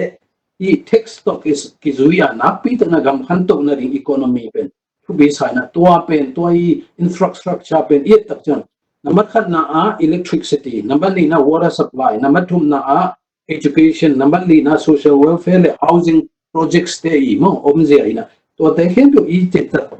tak chan to te hen to zo details saka awam thei policy pen tu ni na I party pi te banga nak pi ta mi pi te na I suan imun ia ina da ni na ya sia long goes home gen nan mai na mi su chan ma ba se chi pe ma pen policy hinon lo in mo to available e bang youtube mo achi mai ta kai ve to ran khong to mo kal suan ding inon lo to ina hite na bang tenge lu hiam I mei ding bang chi ge mo mei bang ta tong a ki pan hak sa den tu dong hak sa I tu ding bang chi ge mo to jeng safety home safety ding bang chi ge yi myong ding khong flood chi khong natural disaster crisis management leadership ku chi ge chi te pen a thu pi na to bang te in lo e te na tu ni na hallelujah chi na lungdam ko pa di ai ke khut ben zia ton tung ding chi to bel mo ni ko gam bel kham to hak lai mama ni chi nam pi to ina ke na kong chi ma USDP na ngon isuan imun mama pen policy hen to le amau ikal swan zia ye tak chiang ina general loma mai chiang ina na pi teng na thanga zo king toina ko te na kum tu ni le som ni election nga ding yang china ye tak chiang ina ke bang ina haksa kasama ma ai zo ina tu sung teng ke zong ko gam to ki zo mina ko gama middle class level le educated person khat no to te hon to te laka thu ka dot koi tak chiang ina som laka gugina NLD in zowin te china lina USD pin zowin te chi aina to laka kai che tak chengina tu ni le som nga ku mina NLD na zali le som sile guk fit ngai na to hi tak chengina USD pin na som sile thum ngai to ai chengina tun kidem ki tak chengina NLD to za nga no loading to ile to a chian lai mo ki bangin za le som ni le guk kim pen chian sak kai ve bangem chi le NLD za thum le som nga bang nga le za le som ni bang va to awal teng pen ya USD pin lang thei dinga military to ngomina ina ya CLNP again mo ya khai to sian to ta ong le pa u teng no to de khem pe gom khom len som guk phai ve to ina to la ka ZCD to aki hel adang khem pe pen som ni be phai ve to ina vacancy pen som to la ka som la nga sit som la nga omina to teng khem pe pen smart taka mo akai khom thei te pen tu ni le som ni ang ka to thei ding hi chi to atom nang gen nam nge lung na me mo Giang nó vậy. Đừng đâu ơi. Hiện nay sẽ bị làm bé mà. Contributor tên được thọ đầu cô phụ son bị. Bây giờ nó amao bằng gen bé nó phim đến trang minute chụp máy rồi cái năng gen lại nên. To đó chỉ takin do USDP lian do AMP na đến Australia chỉ takin mà đó. Bang bagasan do waktu pakta lo jadi hot bakat bakat tete vote anei voters and kalau lang bang ada tang pi na mesu jama ba si chi vek to jong tam pi tak ling long kin ta chi khat do ama hero hi na ma to khat do om la in wa ge long ki balance zodium ma te to khat om sai ta hang then Australian PG in 2008 constitution thì lại nãy lâu mỗi cái tiếng in mà đó gạo cáp and 25% hi min hodin bằng mấy cái rồi USDP lo gạo cáp to alliance dan mà lo ngon cái xuân cũng khăn mà lo cái xuân so cái tiếng amount tu ada ina mi pi ina em tailor lo mà hin hi cái level amount government form thing na ding percentage ke sabu pen za la ka 26% back ki sam lai ai ve NLD at least 51% ma anga lo wa ni thei lo na lo ding chi hen to sip la ka 51% chi hen na to khat do amao elected sung bang le a percentage hang to zo la in to mu na ve USDP dari am ai zong in and actually takin the national MP kam mau zat komang institution lamma hi zong in ai ke le da kabla mai zong in amao administration governance sung tengabel nidang laya kalau tak boleh anasin senit pang mana tu khat zong ma zong sat nang zong tampi tak tu zong belam khat pan ada di semua zong ko te tingin tuam gen ke ni na tuam gen na ke yen ko te semua tu ada di semua zong tu anasin senit bel lai bek tham lo in aminim gen ke ni na zong ma zong lima kai chen zong nidang masalah hun laya ulian tedan ma pang te anasin ma kisa ulian ko zindan ma ana ki tuat hi hang to gam Japan US ti taran ma da to te bang khong a politician table amao mi pi ma ya mi pi pen a boss da akoi zo hi na able to dim mo na ber kilomet ke na ko gam bu be ke zo mi so zo to khat do alanga balance thei no min khale ya lom te sung panina again be no to USDP stand to kisai ama prospect to kisai yomia vai again no yomia could be norm na ko dong lam vo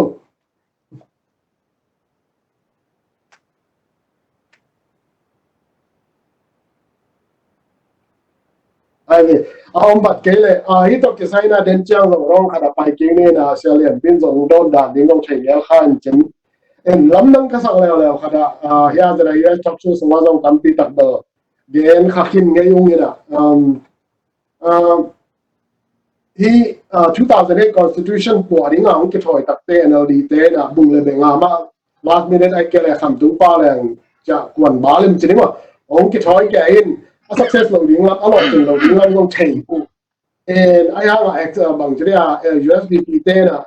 hi 2008 constitution po phat thei na ding lampi omen lo chi thei wai chang lampi tom pa ai thei lo na ding dan te teng ทุกคนรู้อย่างนับปังไอ้ห่างตัวละองค์ผู้เข้าไปเอ็นพาร์ลิมันสูงจังเราองค์ตุนแก่สามุเอ็นไอ้ห่างตอมนะกำเมาขัดของเบอร์องค์ปวดผ่าเรื่องเหนียวทีนี้ไอ้ห่างตัวลำดังก็สักการ USDT เต็มเบอร์เรื่องนี้จะเรียนเป็นดองซาสุจี Federal System again มั้งแต่again ตรงนี้เป็น study ที่อาชีพขัดนี่นะ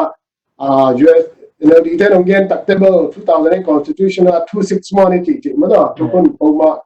นิชชับติดอาชีพบ้างที่ federal government เกี่ยวกับ state เดีย government funding เป็น state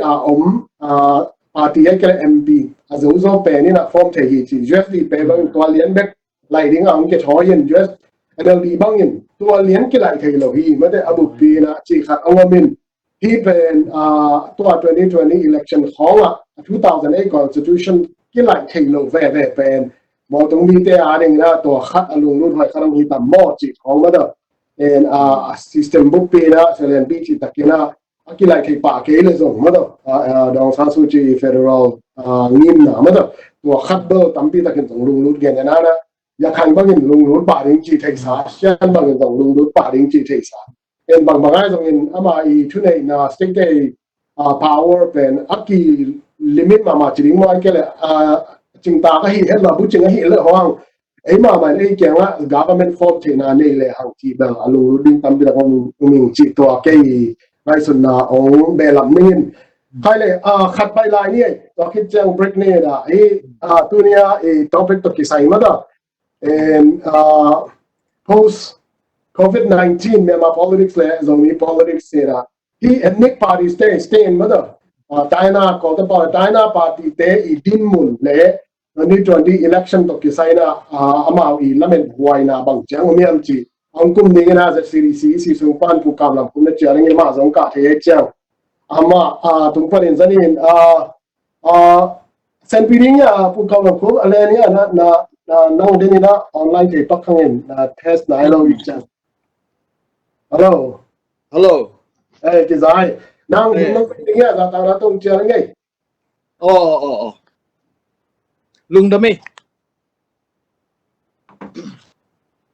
กี่เงินนบเบลตัว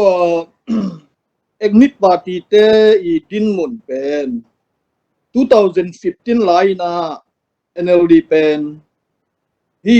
อานาเซียนสนิทป้าเปียวยี่แหละ2008 Constitution ปีเป็น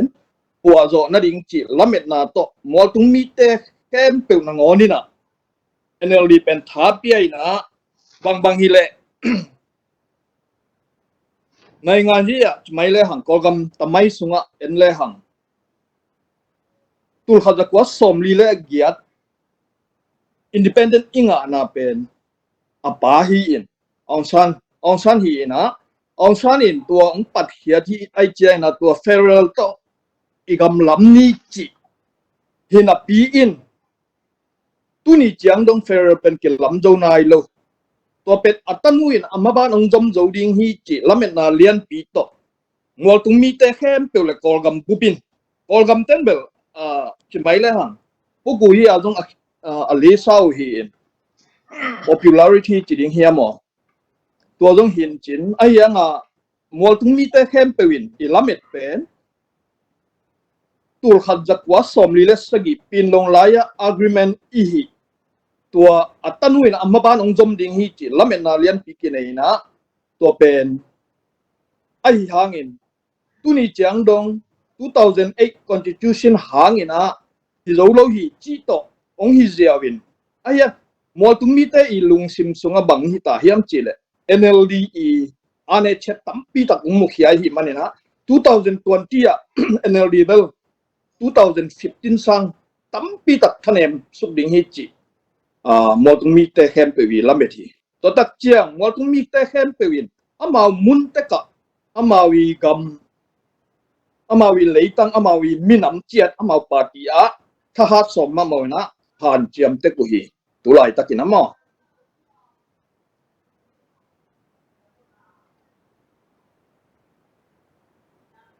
ตัวเรา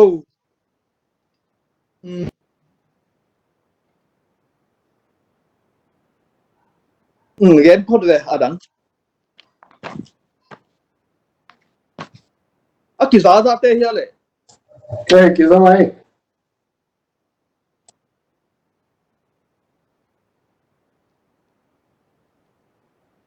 to hit tak changa kolgam election lian pen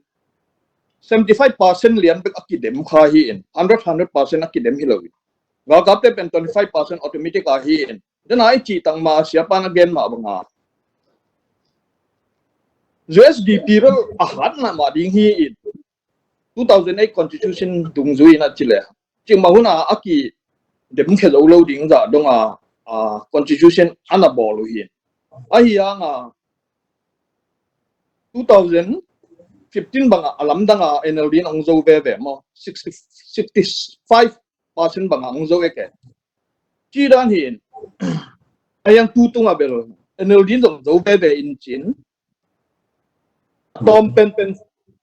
45% ngain te NLD ko moin mo to hi in mual tung mi party engit party kem tu ki rom lang pen 9% bek ki nga zo wai bek pia imun kem tu ang na zo le 9% hi ama 45% bang hi le chỉ mày là nhiều bong asuya NLD to mo USDP to mo chi khat ongom thei di 2020 mo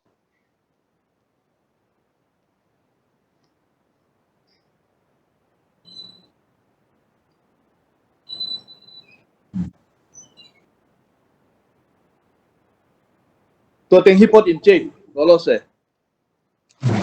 lung đó mày và vụ cả làm khu biển đà này là làm khát ban 2010 2015 election lại na mà tụi mình tai na party tên amao idin mun pan ahan cham na utung tonin aga anek ma bangun tai na party ai lo tai na te ma in zo na chi ma bangina dong san su chi ami ma mai apa ai zongin ama muan na to ma do tha ki pi in NLD bangin nga lo hang pen tai na te ma in ama tai na party am lo hangin tai na ye khone ye pen hi dong san su chi in apa ma ba dong zu in ong quan đi ngay hi ke le kam cham ma bangina tang tung sang ding chi lamen na om ai zongin to chiang kum li sung tu tam swa re kum li banga ching hi tai to sungaring in e chiang bang jing ya lamen na to chi zai na om lo kan lo sa len pi chi da ni na ama lam pa ni na ta che dam ma ban are che tam pi tak ben tai na to ki sai pian vi ve na hi son son cho nên là để akin thảo tội tế to ai dòng in ta khi trang khuyên như to cái sai ai dòng in to chỉ bằng ai trang làm hụt cảm làm không bị gây nào bel hi 2020 election pen 2015 đã nói hình con lô khai đi chỉ của ra này na chậm tên in hi to cái sai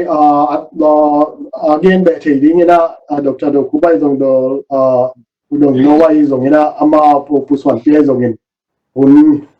alam wa hiama undong pangningin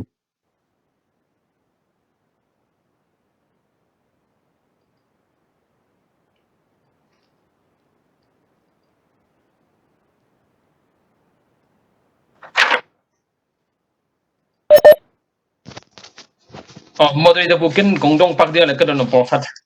hello ai ve in ke abro like to comment on porkhan mongina ke pa khaba idin kai chang ke sai len lo ke jong mai sang mai la ke nei ko ki ma pa ke kai chang meeting da khan den mo in ken tu pi ka sang mong mo ka ei zong mi te ding chimai ei sing tang mi te zong mi phajak te di na i result i ngai su chang na ko NLD in as pan kan ka hang zo ei pan hanga zo pon lo ding atan zo pon lo ding ai jang ei pan nang pen azo pe pu kyang pan advantage lak theina i federal government mo central government na NLD azo le hi pan ding USD pen azo le hi pan ding amount in ki twei pen le hi pan ding inga ding za nga ding nung kom sa tam don nung tham sa tam don resources nga to pen federal government pan ki ri mo to pen no na kui chung em se le pi phaje to ran plan ku chini ri ya mo in yang ma le chang azo te to ki gom to ting pan advantage la jo mai ding to China Chin state government fund in update ha mungkin na ni ulong pion la mo ke hom chang ha le te dim don za hong ke ken mulian lo data sources mulian lo kai chang ong ken a mai lam chang tun khal kha sang tin ma tam do ding population base sai khal kha mi som ke me khal kha mi na te ma mi tu som ko ki mi amount dollars kha ngal en za so nga ki mi nga di ngai be a fairness amo hi thei de to sang tam zai nga la politika siam e bok la in en amount za lang ho zai nga lo chang a ong lung kham wai mo in to hin a na to hi party lian de to kwet pang ipan ko chi plan som yam it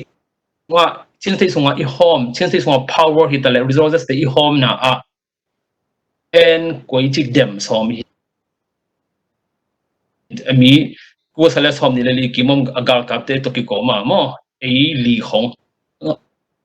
to ben en inga idi de ko chi nga ring yam to khi cha de na resources dong selen den ja di thanong pe khele to hun lian in state le hi I ko ten chmai ni more tung the resources ki ko chom a state den ki ko ma en percentage bang za ki nga mo union I budget la ka chi hong jong a den jang long gen thele ja atom na thupi ma I budget tom nga ta leng tam nga ta thupi ma men a sunga administration lama ko chi hi homi yam I resources ko chi homi yam is a city po de is a mi ma kai te na maintain long term plans short term plan ya mo in I result hom na again tena pharin infrastructure jong din ko la ong gen jar sia jam than le ong gen mo infrastructure jong thupi ma ayang kong don na po mo important hi plan ane yam number 1 a tempo pum po som mo in som le patal me nga na ina ai gele long open hopi ki to urbanization in economy ga I khan to no ble to hong long term plan in yam economy te pan hopi ki to thin ang lam piam yam gen te na te ma mi to som thum mo te dim ki ma ton jang le chi kha ki go khem po mi to som thum kem phan budget a ki bang len do la teng khat ta jang le jong te di ma effective the tham ding amount to access mi to som thum mun khat pan nei ja wei changa ton jang le chi kha ki ma hom nang khwa ta in yam direct or indirect anong don thele lung dam ma men che lung dam ei in gong ni le ka pai so kha le ken ne ngai lung dam lung na mai budong nau to budong no don na to ka dia ken min pi no wina salen pi na don na pomle ong chiao ning in salen pi ma to en ai zong in to tu chang chang in na dan bo ko gambo politics pai dan I mu na chang introduction piano so ken chen hi topics that I just talk show song ma zong hi topic to ki sai pa level na mai la mu na zong zom to ni na in to selen pi na nong don no kam khat kam ni tong dong ila to khite zo mi politics lama hin to wina to hin to thina ding ina hom pi na ong gen ma sa ding in ma do en tu din lại tak din mun le zo mi te mai lam ding chi ma do ya pu zo khup omina ama hun pe ni to kitchen break som ni ma do pu en selen pi nang to man to lom dong nong do na to ki sai na dong nom ya ơi cái việc thằng phát cái gầm lồng tiền in chena in tua đột na tu cái sai na cái cái nó mà ông cái mùa nào thì ông gen lang then pu kam lam pu bin jong gen in federal lian bill gal captain ang onin jong asan sa hian federal ki samang akichi hi na tua federal pen issue hinol loin koi chi lam ding chi tua yatana hi saing in tua lo hi budget vai kipan hi to ki saina ka USDP hun uting sing makai USDP hun laya state government te nga pen budget sharing pen 4.6 total budget pana 4.6 hi na annually hun chang ke thei dan abat le 12 somleni pa sen hi na aza khat bang khan to hi na yen mai lama ke bang ba kau mo ham tanga federal chi kina gen ma ta kwa in federal pen sang ta ina akilam zo low back deadlock 21st century panglong conference at deadlock ko mai chang akisem thainon low back hi na toy chang ina federal pen akisep thai lo hang tu le tu akilam thai lo hang ina mai ta ma NLD ten kumpiong supply khak zen ule pa a constitution la ya federal hi zo nai lo hang bel federal chi min to decentralized budget hi 12 12% pan bel tampi khat be line ham tanging to pen amao la thei federal china hi na to ki sai na tu na budget to ki sai khat gen lew le hang I thei gi ge ding khada 2000 constitution tung to na chief minister tele wonji te na budget pen amao swakta taka anagel thei adang parliament member ten khop taka akan account ta zo ke nak le amao thu hilalina toy mani na I khal khale trim chi khong khal khale than talang le tonjang budget ki khai khong pen law and constitution aya legal they can do whatever they want hita morality point of view pan hile unfair toy mani na a gen pen morality point of view hin kilom ke lom te ichi chang hi na ahyang ina upari aya pen amao pen swak taka ki hi thei legal hi tua budget DC na onjong pen lian loi na pulian loi na aman ong pelo ama hang hizia fair lo sianggelang mathuman lo ahyanga constitution aya apen state chief minister te I signature thukim pi na bek to hi thei cha legal law la toy chang ina hi 2000 constitution ong ki pwa thei ma sia pen central kumpi te to kilom ki to akilem mi ya hi thei ding thupi mama in zomi te ading ina kebang ka ngai suni dang azong gen gelung deal making chi khat ki sam sama mai ina a boy wai na tulena tak party atam za te na ko kwa ma to ki ho nom lo chi hidden ke ina ko kwa ma to ki ho nom lo chi pen amao party din mun a hi zen jang mi pi te sum lo to hi ke hen la party ten kwa ten thu nei the na nga the ding hiam chi kanu hen la to tung to ni na deal making va ko in hi vai tang ko pan pi ding hi vai mun anong pan piun chi approach koi phial ding mi pi te adik sakna ko le ma approach koi ding in kwan nationwide kwan thu nei thei ding himona a since they are ding in kwan pan mun la thei ding to tung ton in deal making a lampan punai ki sap la a lampan approach ham tang kul in deal making siam party pen tom ma sang tu len lai tak in to teng hin chele lung da mela lung namai da cha len bi kitchen sai nge tu lian lai ta ka thu kun din mun thu kun zo ye na kham tung ma zo gam ma ngai sun le hang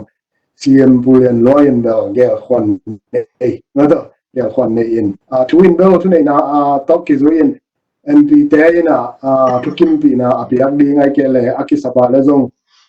thu kim pi lo na long ala ding hin pin then I again ge ni ke wai pok zia chenena còn cầm bay đàn là bờ ulian tây xếp xa khát avan nhiều teo tao đi bờ lắc sama mà ta chỉ nên mà đó ai đi mình đi khoa là ai dùng im ai thằng đi khoa là ai dùng cái na ai dùng cầm cái tê xong rồi dùng thì cho chỉ là CM pa thu sun CM pa budget gear na pen avan nhiều teo tao đi bờ lắc sa taเนี่ยเทคนเนี่ยนะพี่ตัวนี้เอาสูดิ้งตัวใบโน้ตสามจีดินมุนตัวขัดตัวมินเกนเบนัวมินนะใครเลยตัวอีกอย่างติงมาต่อpost COVID-19 เนี่ยมา politics เลยเรามีแต่ก็ใส่หอมปีนมาต่อตุนNLD ดินมุนดิ้งไอ้ส่งเงิน USDP ไอ้ส่งเงินตายนะปาร์ตี้แต่ดินมุนดิ้งกันคิดแต่หอมปีนะเนี่ยมา politics เลยเรามีแต่ future ที่ทุลุนะกูว่าอย่างเงี้ย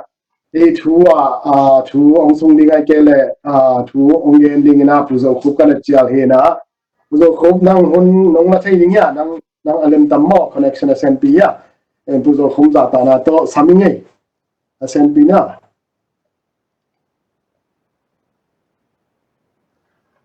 กี่สาเหตุเลยฮัลโหล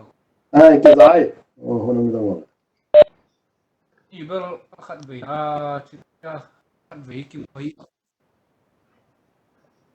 รำดานาเฮีย participants ดังเตเรื่องของงานสุดยอดชิดยันนั่นที่เราหน้าตาดิ้งเชียงที่กี่ปีนี่ไอ้ตรงนี้ละงานที่โอเคเชียงนี่สันดา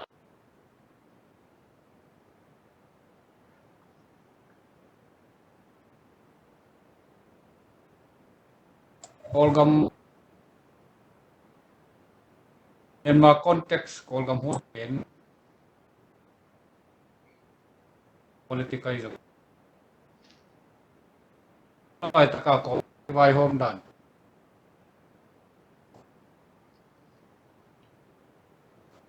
ai ta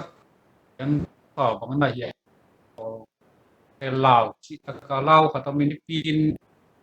ai da sung bo mau il te sao mu te le o vai hom đâu san su chi te ai zo mi nào lại thế rồi nó lao mà lại xì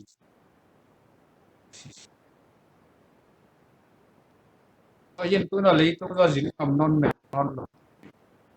và tôi hiện điều là cái community chỉ toàn tầm ăn kiên lốt community tôi bằng mi nào lại phải đi là Facebook nó lại ông đi chẳng hạn cái sa xin đi chua là ama bên Facebook bên tôi là tập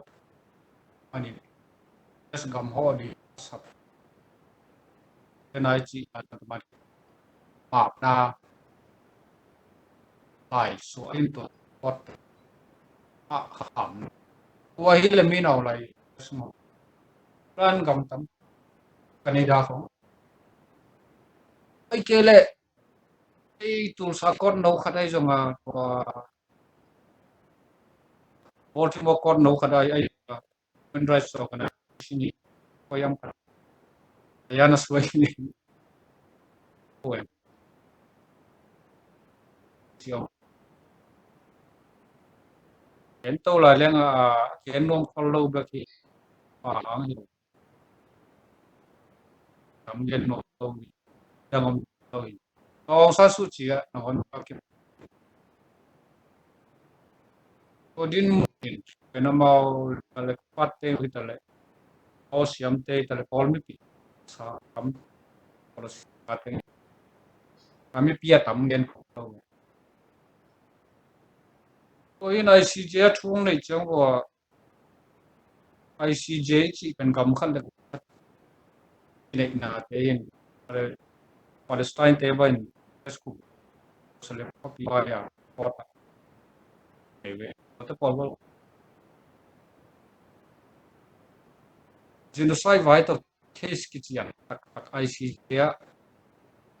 Yugoslavia làm ya to ama pun yang tua dana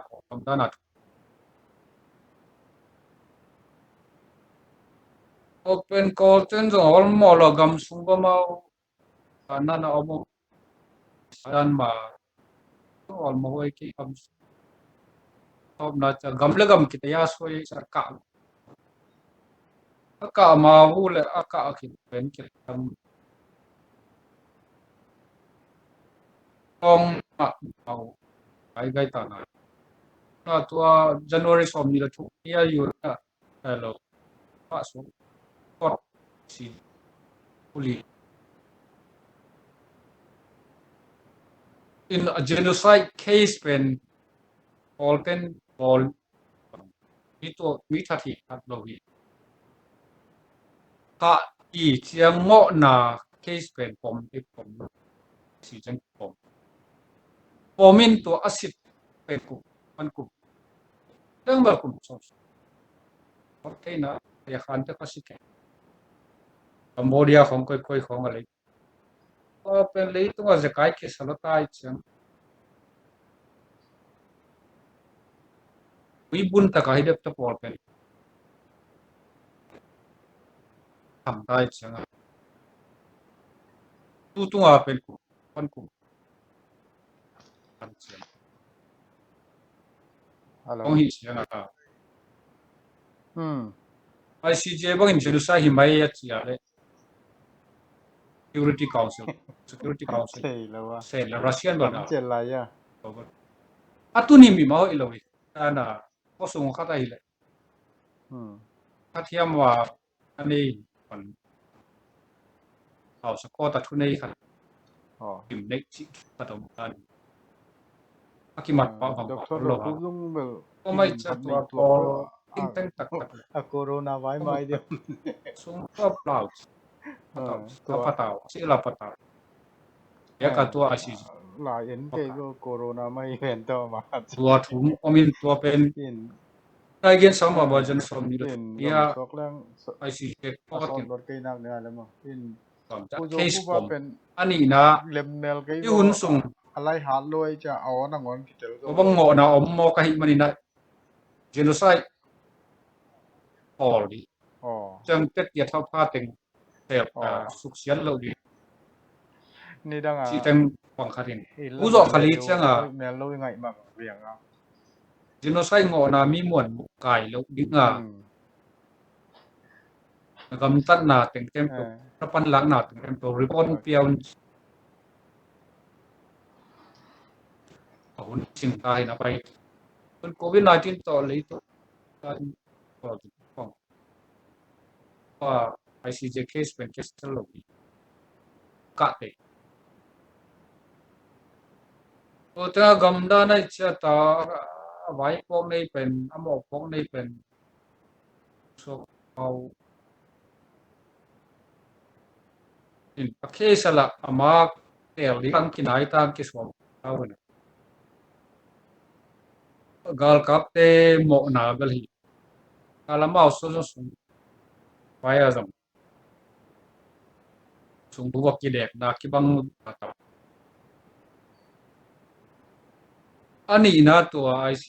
ko aka te pen tu ICC in the case long time investigation ICC pan e ai chiang a thu dot ding a to a bu mặt thì bạn được làm à tôi chưa ở sản xuất chế rồi mấy nào lại cả rồi IC và cả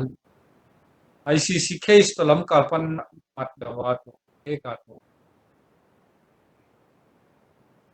có hi mon có lối chỉ nói là đột thì phần mà tiền cam đúng không si ông ấy tiếng ấy bằng thu này bia lấy đúng không bảo mà có tiền này lúc đó ôi si gam gam som nga vào cái gì gam som si gam ra tak sao rồi America Argentina for tung gam ra ni không là cái zakat không có kịp account ấy bang din muốn ấy chẳng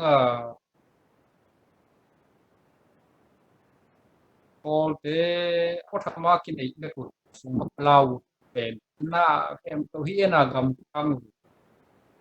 có tung to ICC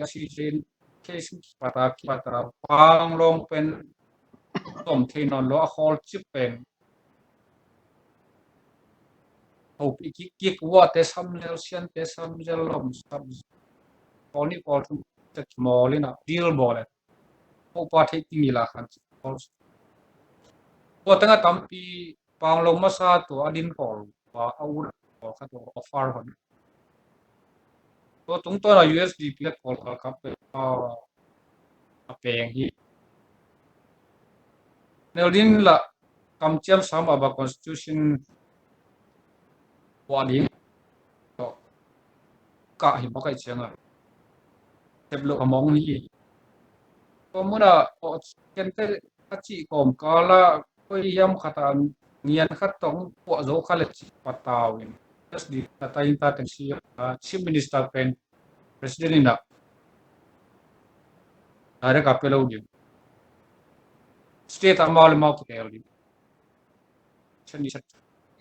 lui just di to teng khem pen ICJ CCO ke le teng bang khat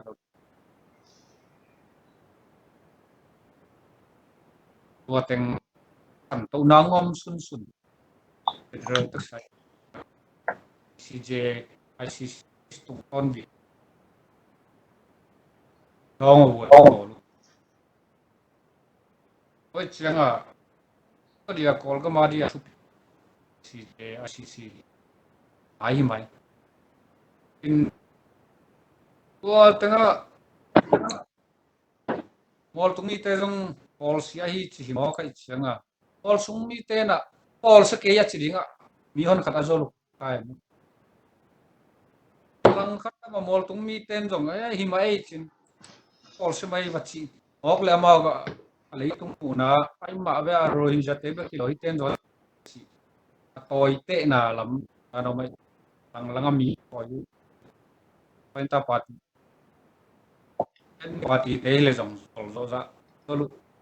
dòng rồi lúc tế mi coi si ba ki mol ai lại tắc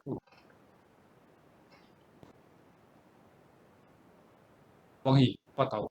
walau in bel ít thấy sát tek mà bang kami na pahat ke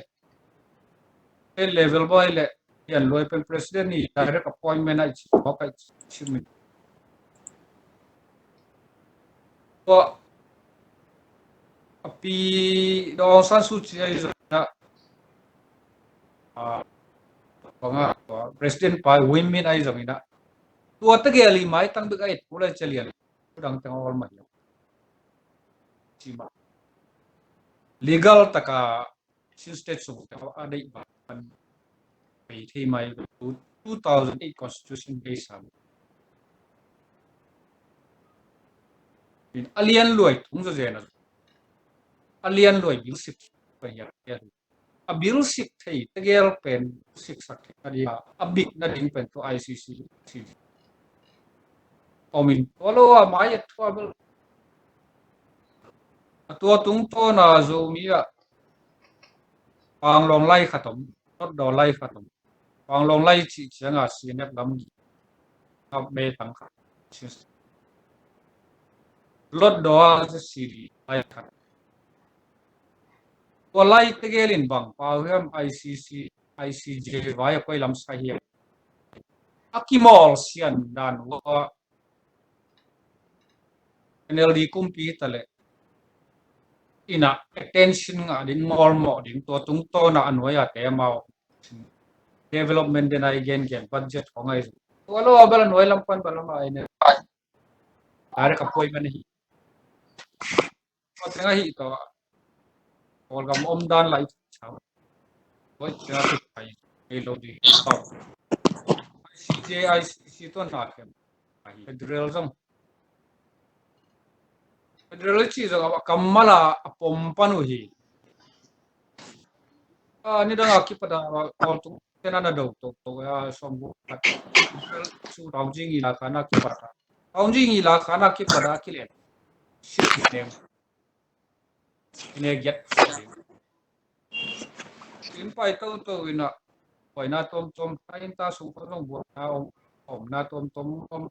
teng to se le ya pine tom tam ung point pol khaten la om bang ma pom ni yang ngol tung mi te pom pen h state base federal u pen lamet om sanon phalo le akol ten jong da chi da nam om mi te base to walo wa akol ve jong gal captain de dai chi dan apang long vong ta tau pen de na banga chief minister pen state MP tengin tel thedi natural resources teng pen percent 30% yam ten tang din 30% state and division dang ten home 30% pen union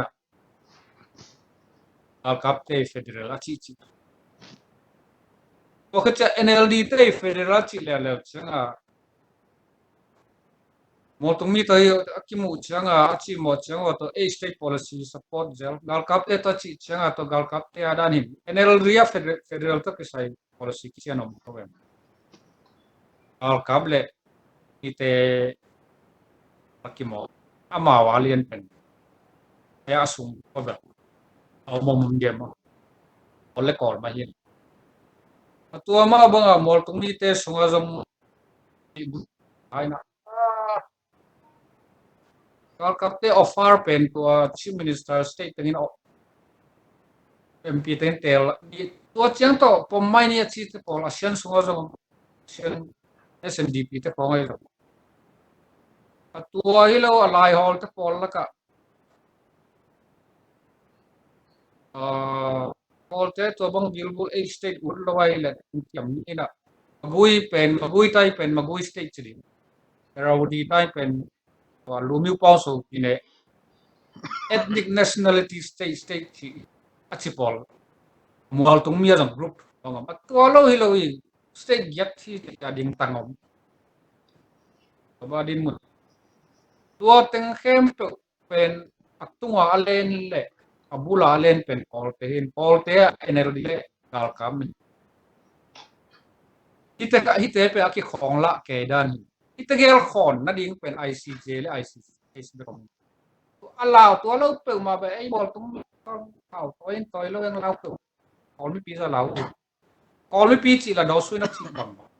do su na ai stay da chi la man hi pi gal kam leo tan shui hiam au lai ai stay chi du si ko ya chi an bahu usi sanit piana din all ten ni apai to pu te dang te chi bang ma chi bu ung ji lang gal kap lang bum le adi ka ong sa su chi le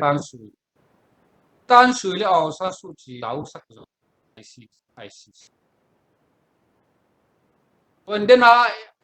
ya tana federal ya tana development ya tana state ai lai pelu oh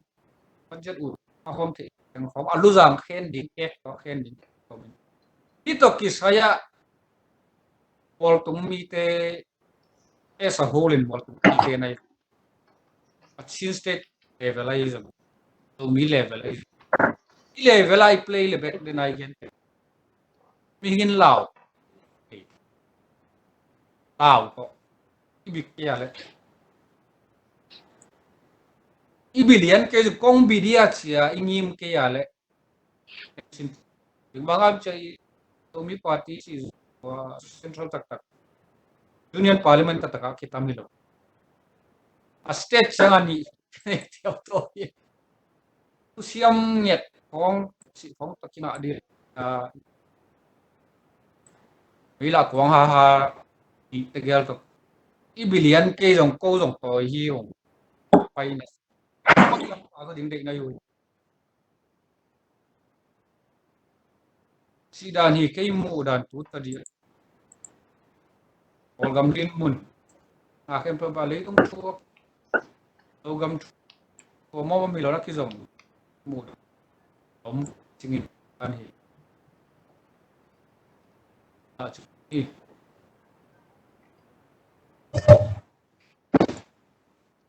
amen lung na mai puzo ko na mic pa ni na na olim takin lu lawai tammo en ko ta pa le petong ki zai na twa puzo ko ya ong sun ding chile na ama I nai sun na ong lui heading ka nget pen ngam muk din mun le after post COVID-19 ai zong in mata to le zong ni te mai lam ding che hen ama nong gen ba lak te hom bi nong gen in ke kana chap te na abel in dena again party tom din mun pan hitale chin state level budget ai zong in development project tom pan ina zong ni te an ham phan na akipan to te khem pe Tulian constitution sungin alen swaken to thu to kizoyen CM ina chunei na anei ma himokin CM in pen ko ta ba le nga ni ya ina aza ta ding pen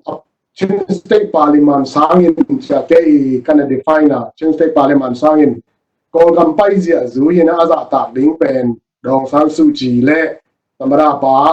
win min hena o khat to khit chiang federal vai lam ding chi ai zong in tai na ten ham phan na ke le zo gamin ham phan na nga ding bai to ki sai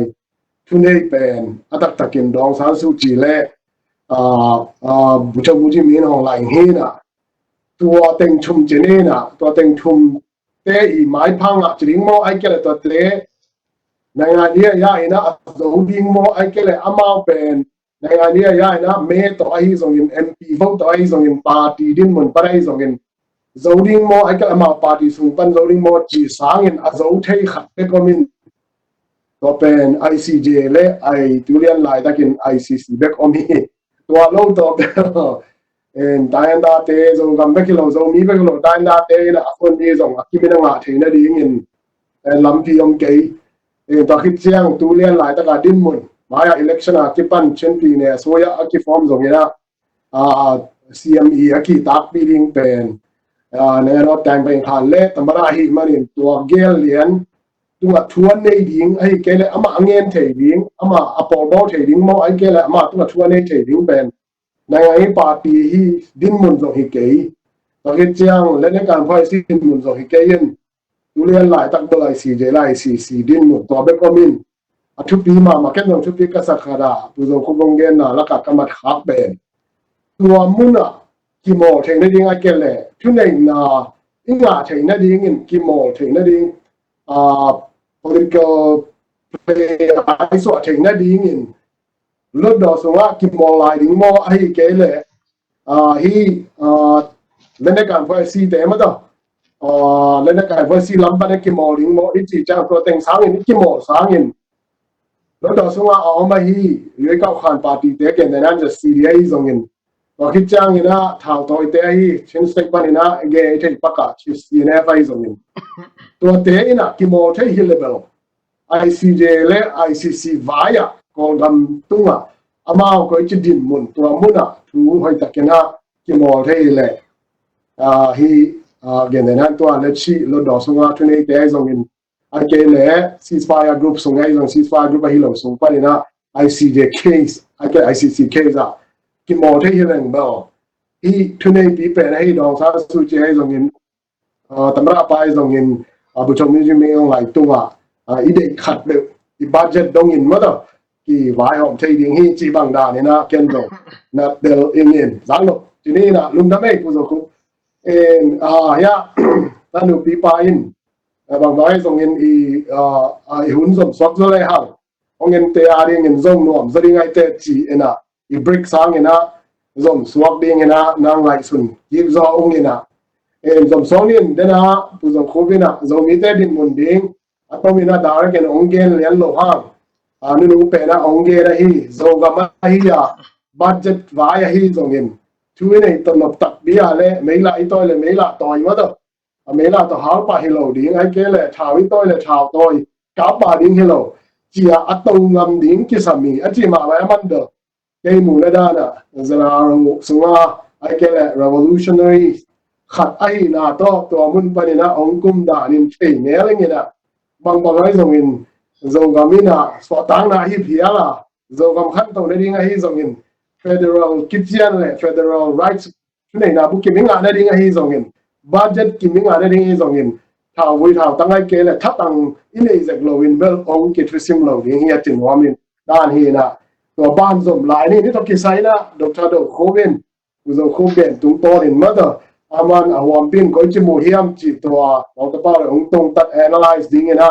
ma chal lai ni ina e hun brick lo so mi chang to khit chang ina ma ban ong zom swak lai ning en ya program swam ma bangina India gam slam panina izo gam vai hi zongin te ko gam to ki saya zo gam zo mi te din mun ding hang pen sen gamin ong influence ma mai te chi ma da India act is like Chinese te I ko gam so influence to ki sign zo gam te din mun again ding ina sia golan kana chia ma zo ka thein ya dr do khobin ya pu zo khob ge na tung ton le tu lian lai tak ko gam na ngai din mun tung ton ina zo mi te din mun ding huam pin ong tong tan na to ki sai dr do khob tung pan zong san wa mangin dr do khob na hun nong zat na ding na ong nge ding nge zat ta na to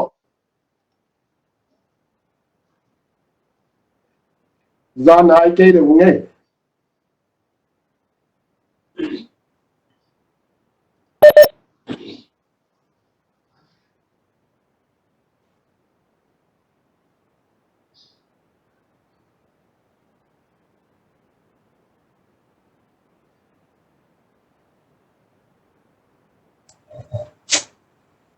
na mic lu nai ke de we dr do khob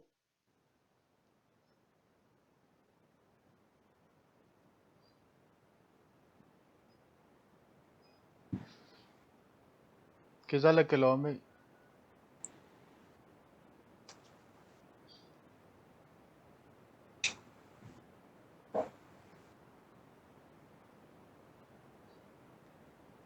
zan na ai lo de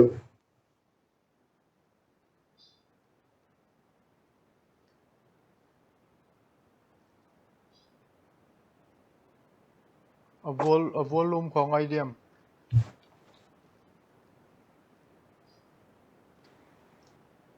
tung abel ana chet suak ma bo abel ngai na mo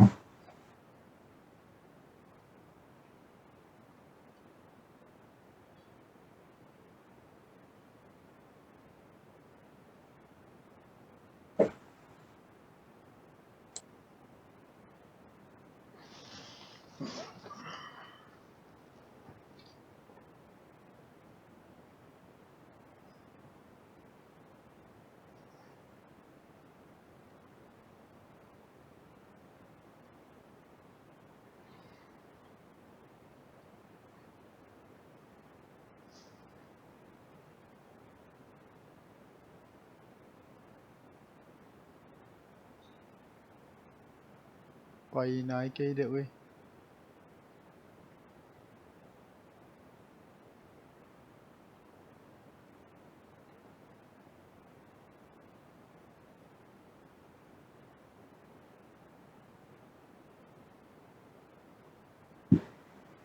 hello to to Tom ging rất mà cơ lose ka to me le kilo mo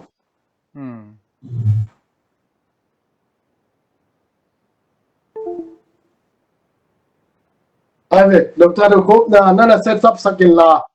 en adang tom khat ong na kan pang nung ina en tu ke ka sungin na da doctor ko be na ong set up sungina na pu ya India Sri Lanka New Delhi pan sangampa sa dolan zong ka the na standby sa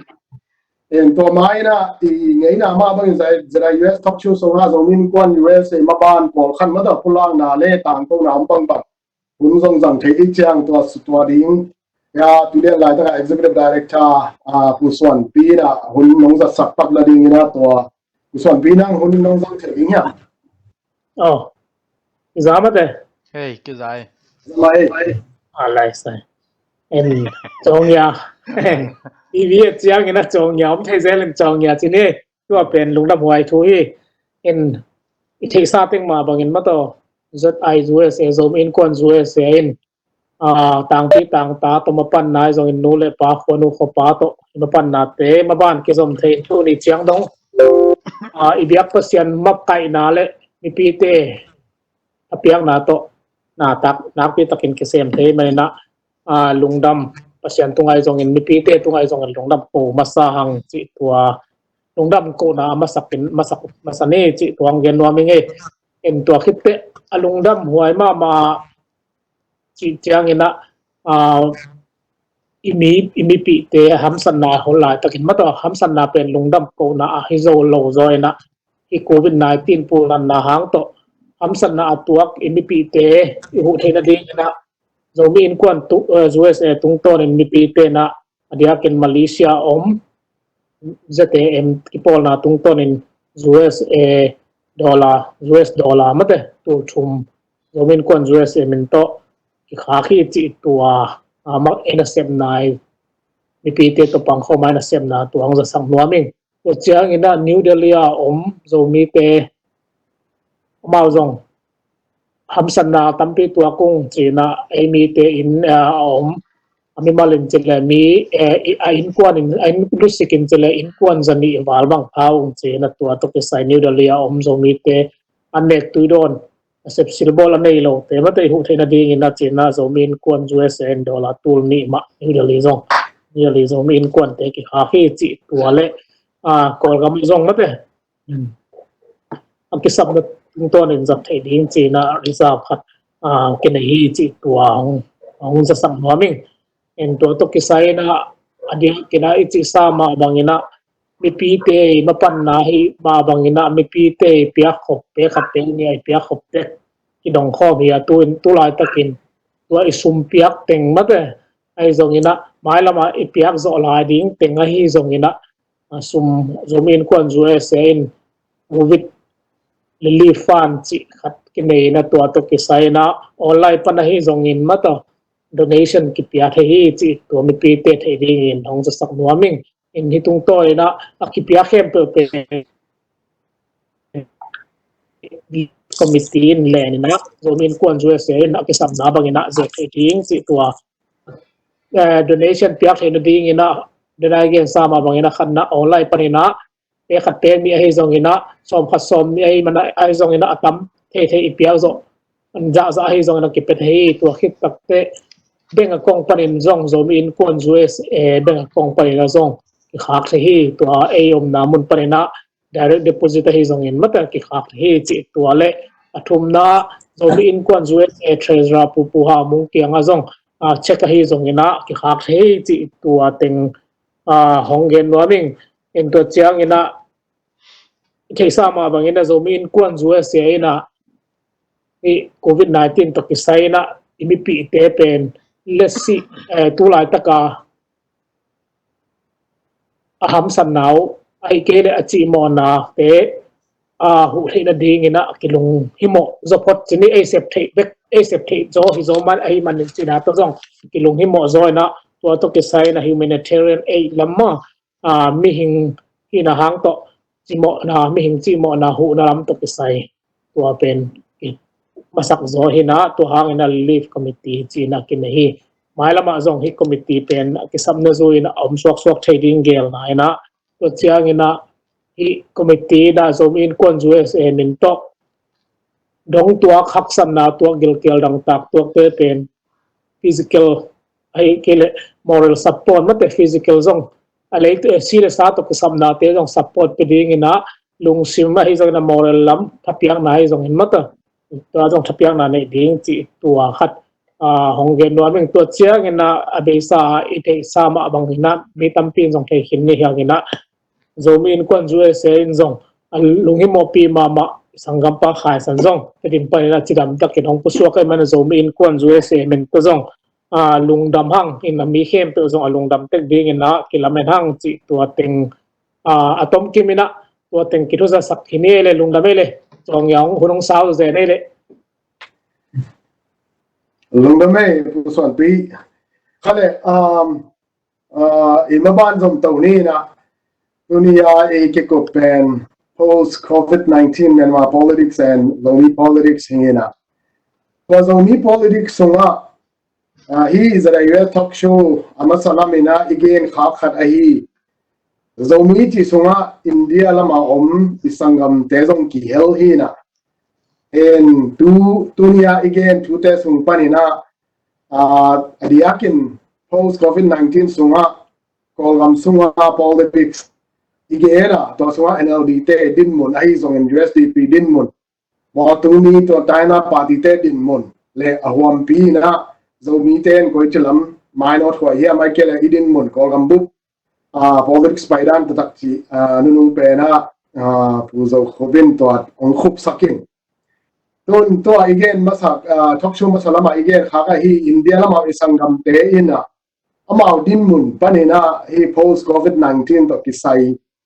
Zomi te din mun ding ithei sama bangin hi leitung bu pona na alan ma ina lam ka bial sunga mai kele lam ka lama Zomi te ina zo land territorial council mate to khat anga ding ina lamen na chiang khat kin ne ya to movement pen pai to win to khat that civil society din mun lam panina Zomi council te in lo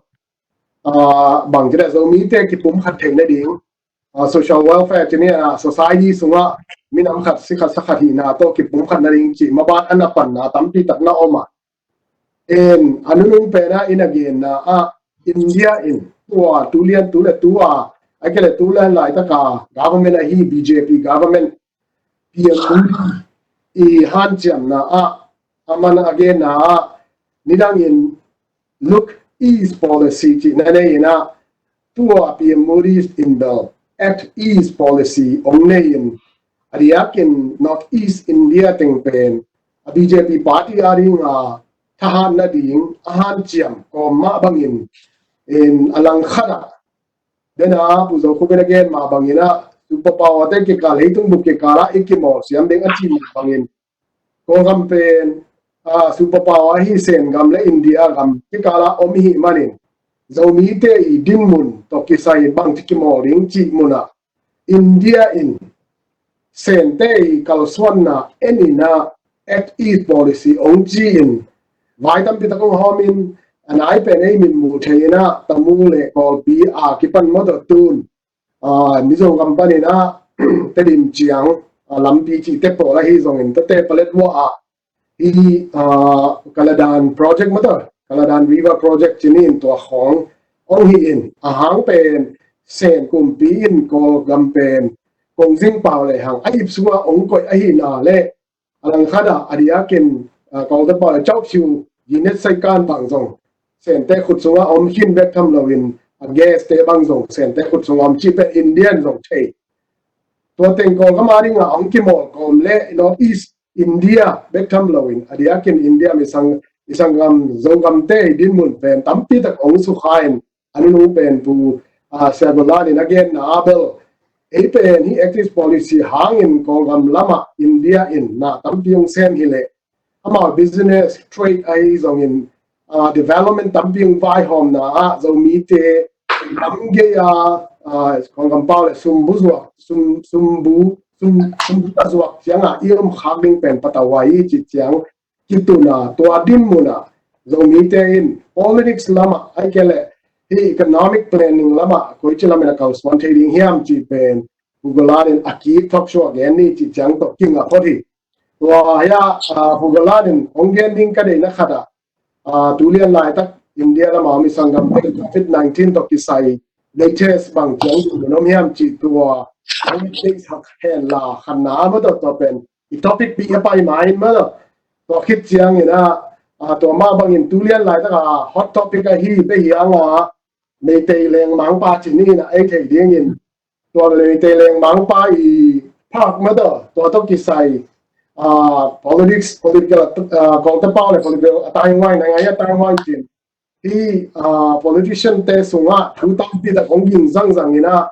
เรียกินสิงต่างหาวสเตบังอิน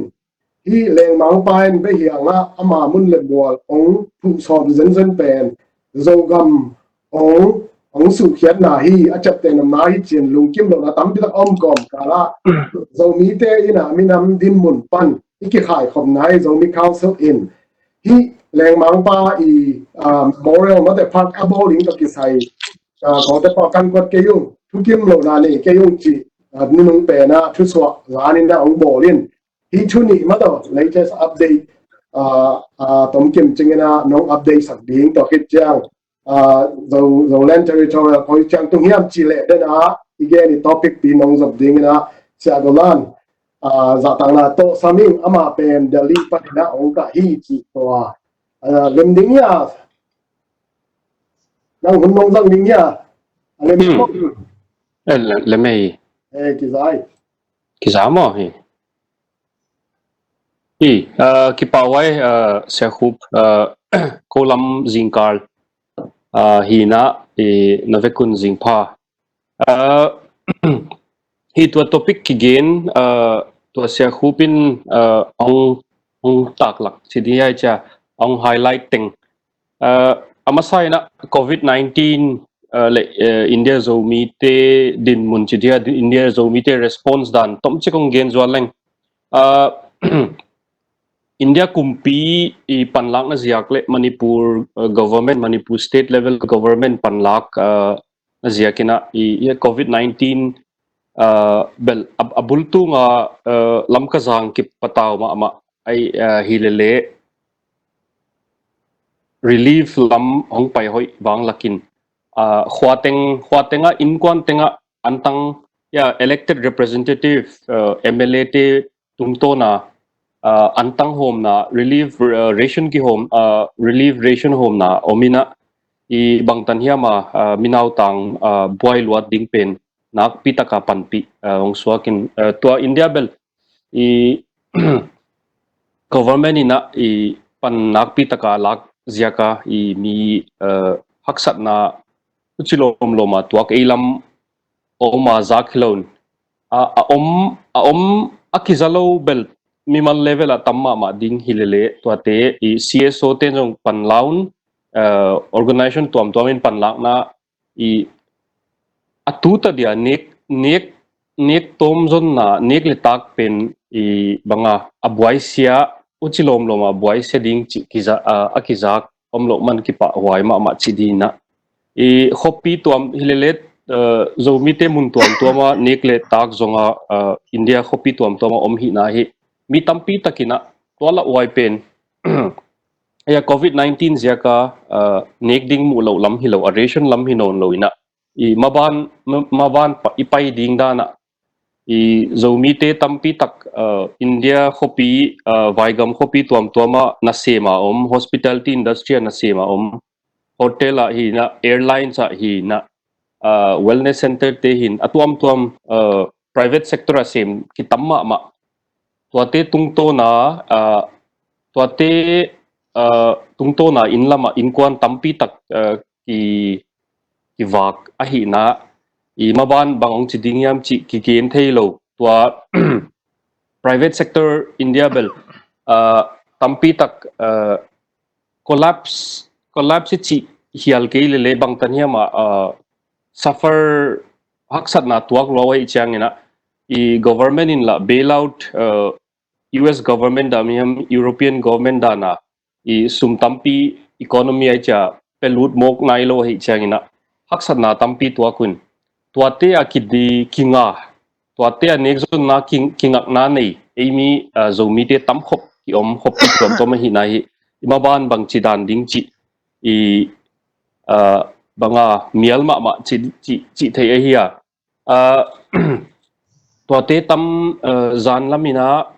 kal khat pai tai na Manipur government in I Manipur state apan polama India vaigam hopi tuama na sema sangka le atuam te Manipurung pai ki kong chia ki ut te I registration ball ding chin website bang bolin tua registration ball na wa Churachandpur district h dia zomi te ade wa pena mi sang nga bang hong ki som ahi nawai mi sang nga kalmasa tana mi sang ngai lam kalam chia ki ut mi sang nga teng quarantine ngai quarantine center atampe na mi zali zangatan hong capacity hidi chidana hiya toda na hi thiltampi again kata I public health system pe no I kingak na tak hitak takhiam ahi lo le banga to COVID-19 ai sunga khat bang lut kha zen le I public health system in bangza tan hong pan pi zo ding chi gen hak sama ma lau thong wai ma ahia ilele to ka gen ma bang alau wai a consequence ding here a impact almost wai zo alau wai zo pen economic here mabana nek zon na tourism industry hina niteng nek zon na lam hita ina service sector atampi kingak na hi na yai pen hi India pumpi effect hi na hi zomi te hong effect diak ma dinga hi chi kha ithei upoi mo yai pen offset ding chi ding hi mai ke yai pen bang chi pan lag ding chi chang na a economy ma le Indian economy le economist te na last mile paid ma hiwa atop na hiya lamka ban India lam zo gamba na banga hiya trade trade hina economy hile aban dingom lo atop na pen a center a transit zong hi phalo atop na pen hi chengina India thil tung him a impact him economy hin political hitale he atop na ana sang tu ana affected ta tu hi na hi panlak ding dan pen local level strategy ma poimo ding hi economic livelihood sustainability hi taina politics paizia ding hi talele local strategy pe ma ngai hiya national agenda chi dinga hiya BJP te paidan ahi lo le regional level te paidan tan le aban phanai lo te zomi te ki hin India lama to jeka national agenda regional agenda state agenda laka ei zomi politics pe nai kele zomi te maban post covid apen bang china I hen lut thei dia bang china mi agenda ningchik ipan thei na omdiam chi pen ngai to ding hizo ahia e atwama azomi agenda va set thei luat ahi lo na mi strategy mi agenda bang teng to en pan la ding azomi agenda pen a politics gin sak iha gin sak luata ea dia banga anong kai na di om the hiam chi bang ai kele mi akwa teng lombol ding chi a political terrain a political landscape chi dia to pen hoi taka ethak post covid 19 din mona ethak kulma ma ding in ya to pen hi pa India ma main government ma jong a focus India population tamma mai chang ina bang chi ding ya ei lampen a priority hi khang ei lo Manipur tan azong a last ni Manipura meitei te na a priority tangma sign ani na nagate athum na unaw tha do te bang hi sekin tu ni tanin heu tu te on makai na ziakin zomi platform ki vai po kin zomi platform bang tan hem voice nei thei pan mun la thei hi nawa I zomi mun tenga agin lo hanga zomi strategy che zomi agenda ma zong ya a tribal politics level a hill district politics level ki hen lut nasama ma tamma ma hi chi le I thei poi bwa to ate teng covid 19 bang tan hiam effect dinga chi pen I tule tu again hak sama ma le banga re-strategize chi reconsideration ball tuma ma to lockdown hun sunga hoi taka I ball khit keile then cha lockdown ong beile mi na move access hin dan wa move ong ball chet ding to pena mi nung idel ki khak ding lo wai ma ka sa ya hi covid 19 jaka to covid 19 ma tu kum bulam chidia development lam gen le a politics to le ki make bela hiya tu kum bulam gen di chileng lamka apan sin zoltan athei khaum dia ma sin zoltan guiterota sin zoltan Mizoram border tana I lampi national highway tena lampi hoi taksial ding china budget long tam ama 1000 crore lam tungina 1000 crore chi 0.15 billion US dollar 0.15 billion US dollar hongi tamma ma hiya hoi pen sanction bolun to pen tendering process kong paya hiya hiai penin hi bangtan hiam zogam economy hong khang sak ma ding hi ni danga azin kha bang om khak zen le lamka pan sin zoltan suni lenga basa ke paisek pen tuna dakal nga atum the ahita ahi tua hu chikom koma lamka pan be hyang lampi jong puwa phat ding chi ahia adan de socio economic development ichia infrastructure development hom chiang ina bangtan hiamin mi politics ma bang le hong ging thak sel aziak infrastructure development investment ong lut le kwa ownership kwa area of operation kwa te territory noya chi pen kitu na lian tak ngom pa zela ina sum alut na political priority sang ahi na hi yaite pen pang hand in hand chi ding ya cha khut kilen khoma pa pai to de na hi na hi to da na jong to hiai lamka apan sinzol lampi ki bol ki sial di pen major infrastructure investment dan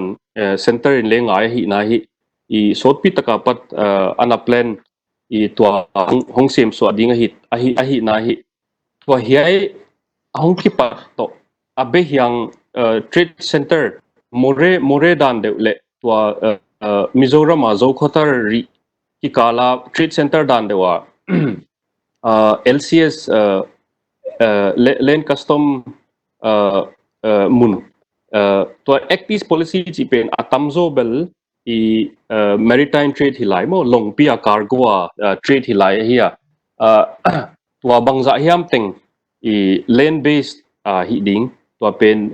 India to Burma gamgi ki kale zomi te omna ya more hina zo khotar hin be hyang le tua dana tampi tak benefit banga puak to ding china hi I be hyang le development ong khang le tua akitu na dena ki gen ma bang tua Chandrakriti Park Meitei Lengpa 1871 72 Meitei Lengpa na I galana do na zomi lusei house ate tunga ama ama hat na atak lat namun chidana a commemoration a memorial park dan de bolsom akipa to dana here economic amani meitei tetan hilele economic development ahi a last mile paid ma connectivity hin commerce hi abang teng hile last mile paid ma ahi na hi border area omte banga standpoint walak loading haksama ma in tua hamphat na tung infrastructure investment te pansana a politics a dynamic chidia I relationship a meitei te to hina akwa to hile to penong ki hek le leong ki hek le thei ahi na hi apoimo mama I political standpoint let keep you din hiai to to territorial council bang china ime khom thei dia territorial council bel to bang COVID-19 jaka bang tanang ki delay dingam chi ki gen thei lo hivet ta azo territorial council iet la ma chiria I lamet ma khat ahile territorial council pen Manipur state sunga hiding special autonomous territorial council hiding special powers and provisions omding hinapin atwate kya hilo eile ki vai hom theina dia he institution thak khati pat theina dia a secretariat building him office tuam department tuam I set up na dinga sum a corpus fund dan de khatampi kilomet hwai sidinga ahwa telowa tua government federal system noya center and state hisa pia state in district hisa pia cha atwang pai tengma ikipat dig level kum tampi ludi tua atwama territorial council zolen territorial council chia abang amin pen athu tua mitale territorial council pen nge na political dialogue pai to pena final stage bang tungding italeng ahi political powers and functions nung piak penu thukhat hitale hia pen accept so na dina special funding mechanism ko adi bang omahia one time funding bang omahia chikdan ko le ko ka din thekna dinguna secretariat ka setup thekna dinguna department te ka setup thekna ding university ka setup thekna dingun thil tuam ka setup thekna dinguna hi political demand ka gain tel to te sep so theina ding na fund kum nga mo kum thum mo special disbursement akibol lo le to le la district asumung lu teng e adi hita chidan de pen to dan abel honghak sama ma dinga hina to dana special special economic package pen territorial council pen bang chiding ya tutless mo hanei lo ma bang swak de hi nai political power nei eile ki vai home na di eile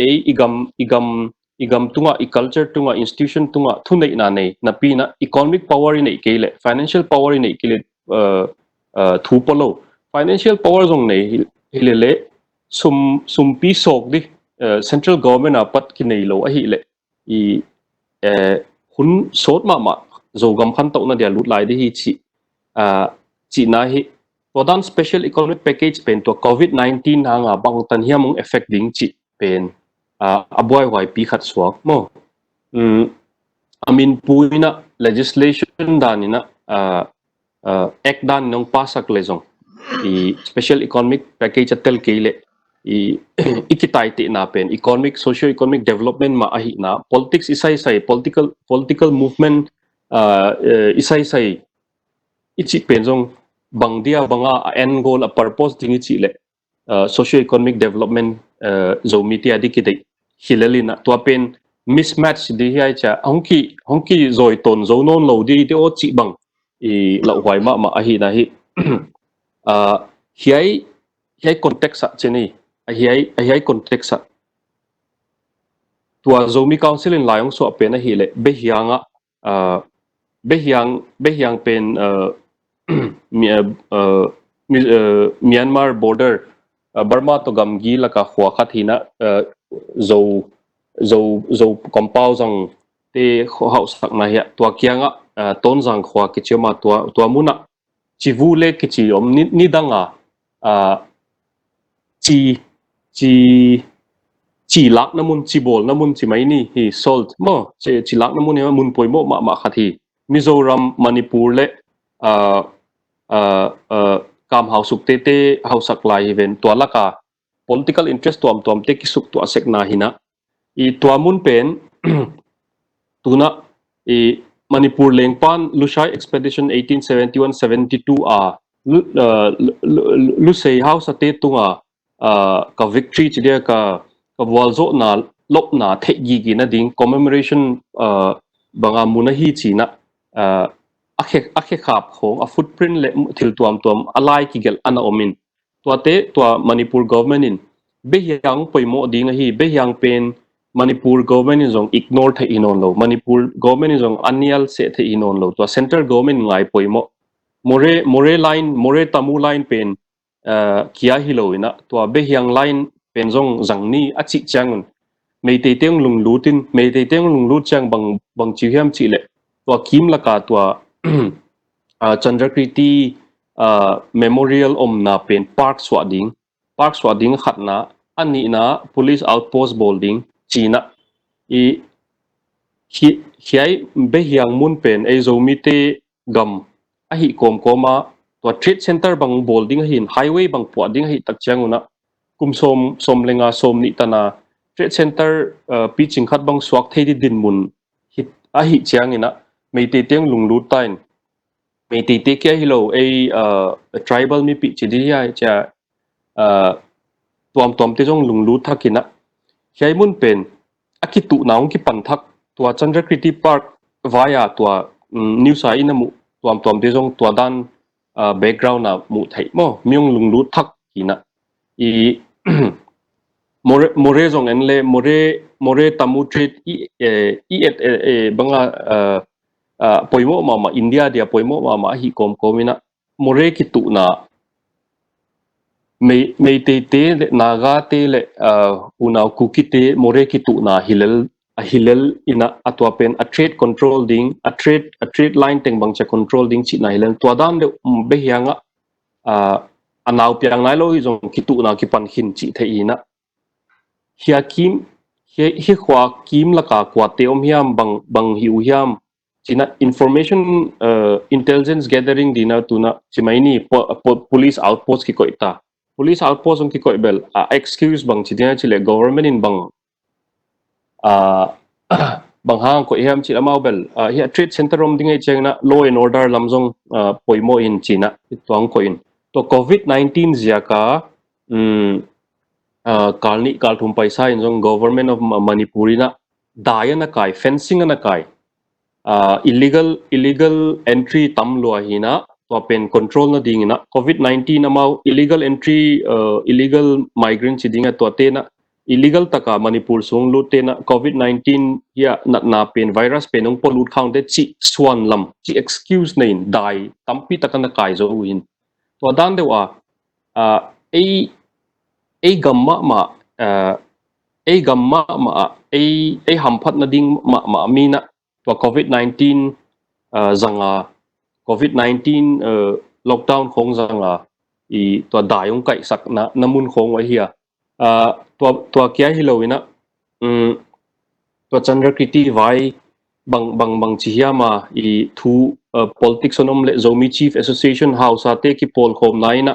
ipen ko kadai dan hui ke chi lai ong swa chiang bang chidia I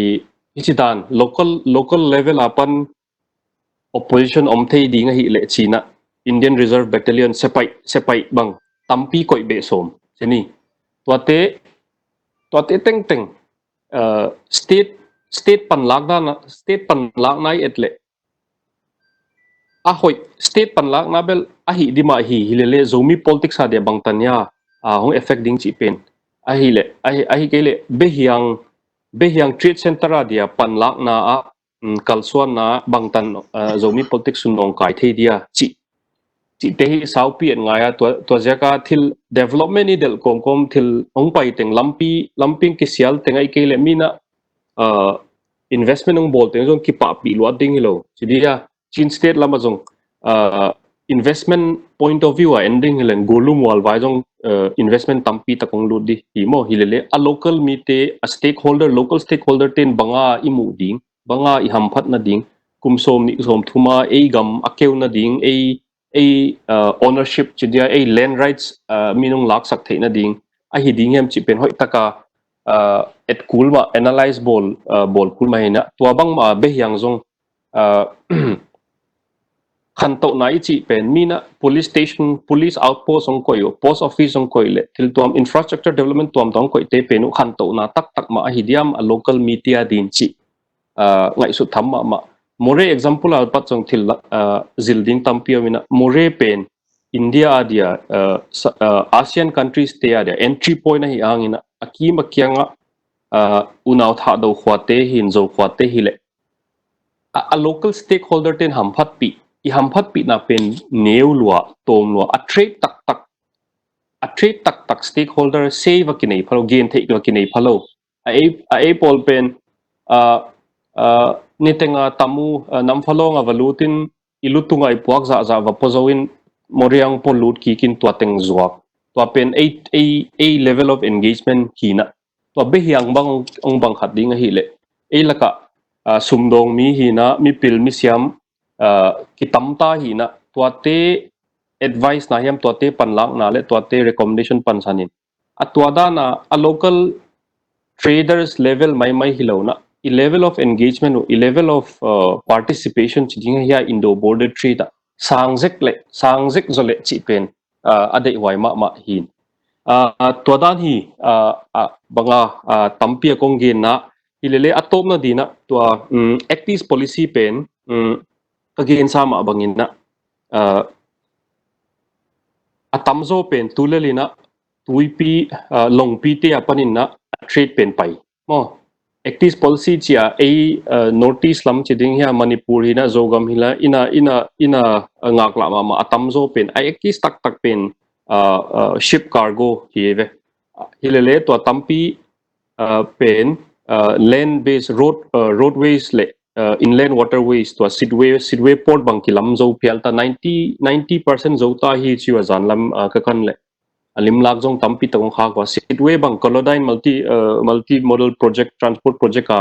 bang khadi le inland waterways le road transport through actis policy pen bang tan tun pi ding chi banga bao jong again lai tak hina to pena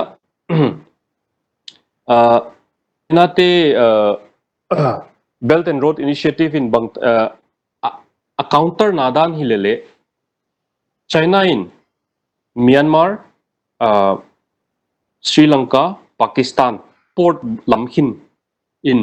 tua India lama international relations lam expert foreign policy lamten bel string of pearls siuna China the string of pearls India pen umpwal khinwe chi to maritime strategy Myanmar Sri Lanka le Pakistan port investment bolin Indian maritime trade interest pen umkwal khina hile to pena India adia a second plan option pen to China tong kinok Indian Ocean lak Bay of Bengal laka Indian China tong kinok tak ding bang hitaleo India in plan B kanayo China ya Manipur more be hyang zo khothar pansanina here Southeast Asian market te access thei ve ding China dan hi anahi tua ahi jagin en hamphat na ingak te hamphat na ilamet te ya mi kimol na chiding ya mi politics ya asang level mi foreign policy ki sutwa na kongin to te bang chiam khatina hong vengle min act is policy bang ichilom lomina focus priority ngai ke ahi lo le hi chi za investment ngai ke akhan khanin organic takinong khong mai he chi bang hi mok ta lew e kingak na pen kinga hial hi dinga chi bang kinga isut wai ma main atwa to covid-19 na pat yet le mi trade policy mi foreign policy pen banga apolam va et sang inward looking mo e sungma ma min ke economy ka bol hoi ngai masahi ke state interest ke regional interest chi amau interest ma ki en masadingu ahi na hi US in zong America first apai pi penong pai pi to lai ding China in zong hichidana ka global impact pen hong kiam hong kenya hi le covid-19 na pat Chinese local interest ma manufacturing tampi takte Japan to India khonga ki hin so ma hi le China in bang chapanong la ding hiam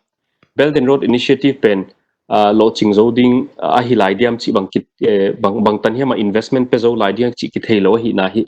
mina inward looking mina amau economy chat amau trade policy chat ngai poimo pen ding hi na wa hi zogam chin state hi na Manipur lam hi na Mizoram hi tale hiai e laka dia local strategy abulla ma ka gen ma bang local strategy bang chini bol the dia bang tan hiam dependency factor pen bang china isu niam theina I reduce the dia chia hela ka hi point ni kon bolu da khata hi le a poimo pen hi le local self sufficient lamma ong poimo dinga hi na hi local self sufficient lamma poimo dinga hi bang chilam pang in pan la le economy pen local level mani le mani ki todel politics ki todel mani le mani ki vai ho mi chi pen local level polama dependency asan luar level atak ilungul bang zo gam piang ngei loading political autonomy ki nei le economy constraint ha luak le polama dependency ha luat le a economy zeka political autonomy pen compromise ngai gi geong swap mo tua hi na hi political khan to ding i le political autonomy pen atak taka mu sep swa ding i chi le economic sustenance economic development lampang jong iet ma kul I poimo ngai ma kulina huchilo le economy khan to na idel ziaka political rights hiam ai ko lo le political stand political autonomy pen compromise to that ngai ding ahi na hi heu tu ten makai lam te na economic development lam ma bang le nam politics ma hi chin sumdong mi te hi lo le banga state na hi ding hi to jiao mai te chi lon economic ma le policy huat ngai tu ta ni na politics ki ha again ma chin hills lam na hi na zo Burma lam hi na India lam hi le nam policy economic policy pen ki guang tel nai lo ina kamua aki guang tel le hat zo lo kilang zo lo hi na hi helam pan lak thak poimo mo ani na apoi ni na top na di na local self sustenance le sustainability idel komin nam policy alu ding economic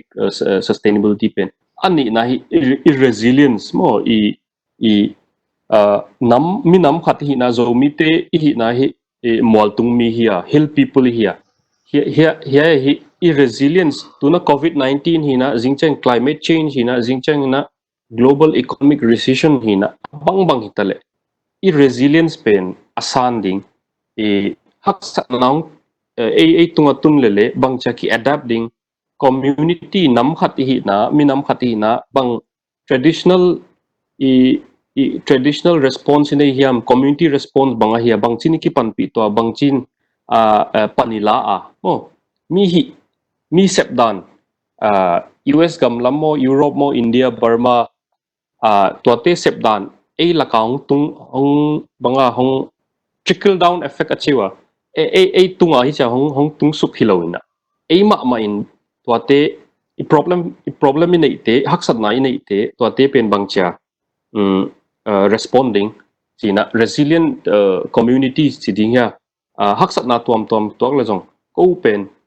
ado zomi ka hiu ko pen local level strategy nei thei mi ka hiu ya kumpipa instruction ka zui se hilo ina ko local level a jong strategy bol thei ka hiu chi mi nam te ki hile chi pen ngai poimo ma ka hi ken i to te khong hi hun nong short sim pa ke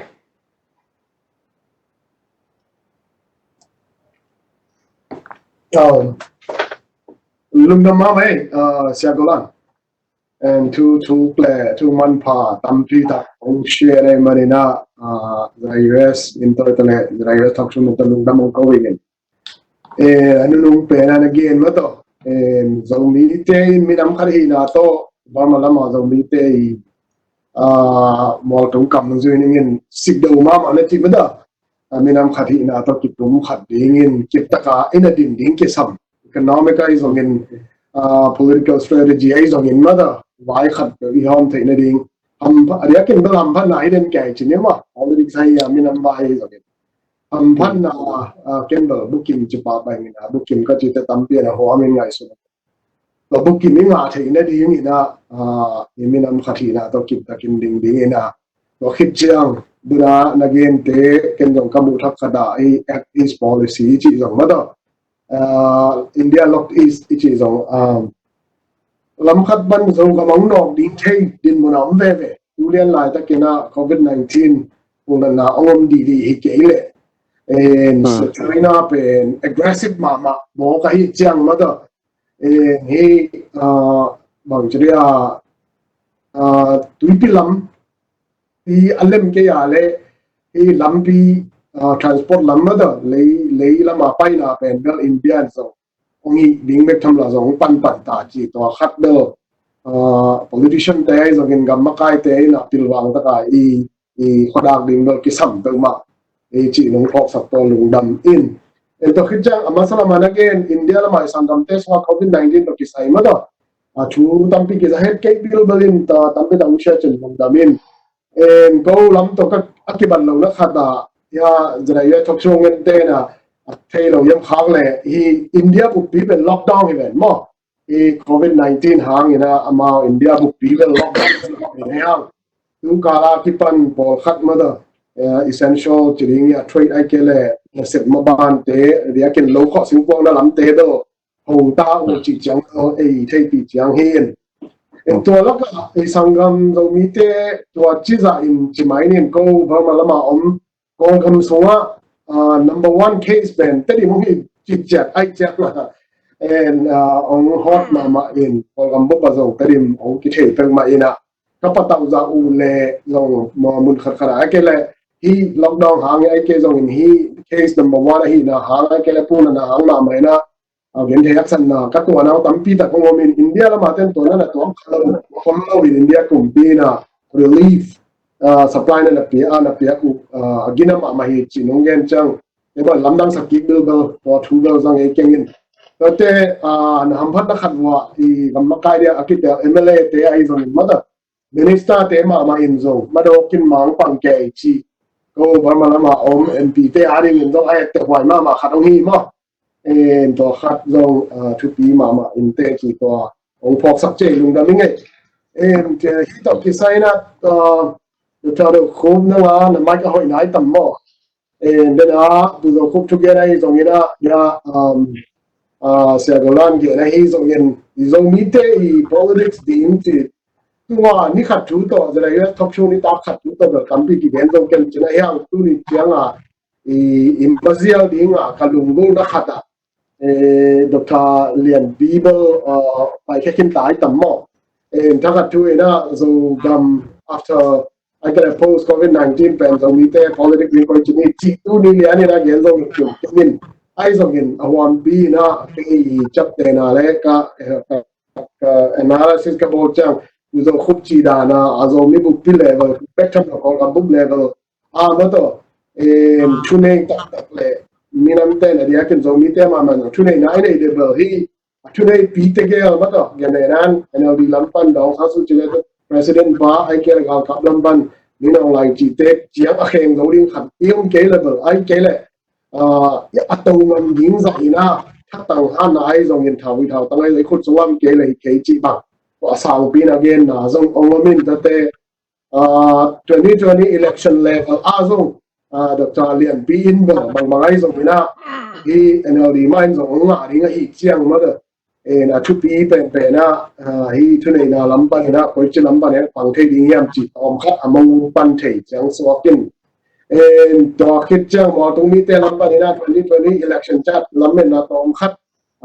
pu ka long ko dong yen bakin ai hang awam pi na hi gen chang ma da còn election level a đến ha rồi không chỉ đà đến na sang bia là nai lo bai a tu le tu ki ku so a ito khalding ti hin to teng le sakla ma bi sangam bola ni se bola nam gen na a hi che bang din bon am ne ngai teng le party lian pi ni le thumom la kha lam khat ban na USDP tarim bang chale USDP jong ama idin mun chang to half le chi om nge ngai hi chang tổng kiểm chứng là tụi mình là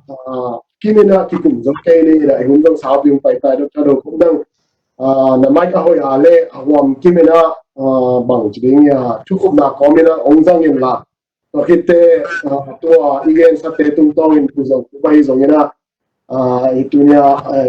ka set pi lai video sunga ngom lai teng sultan aku pi ngom mem le to hun tom khat dong lai ni cho được hun da mic asen alen nói na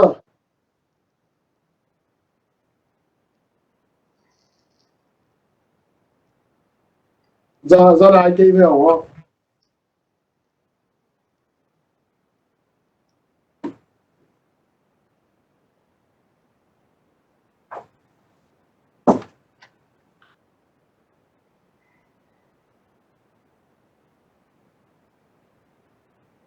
ai về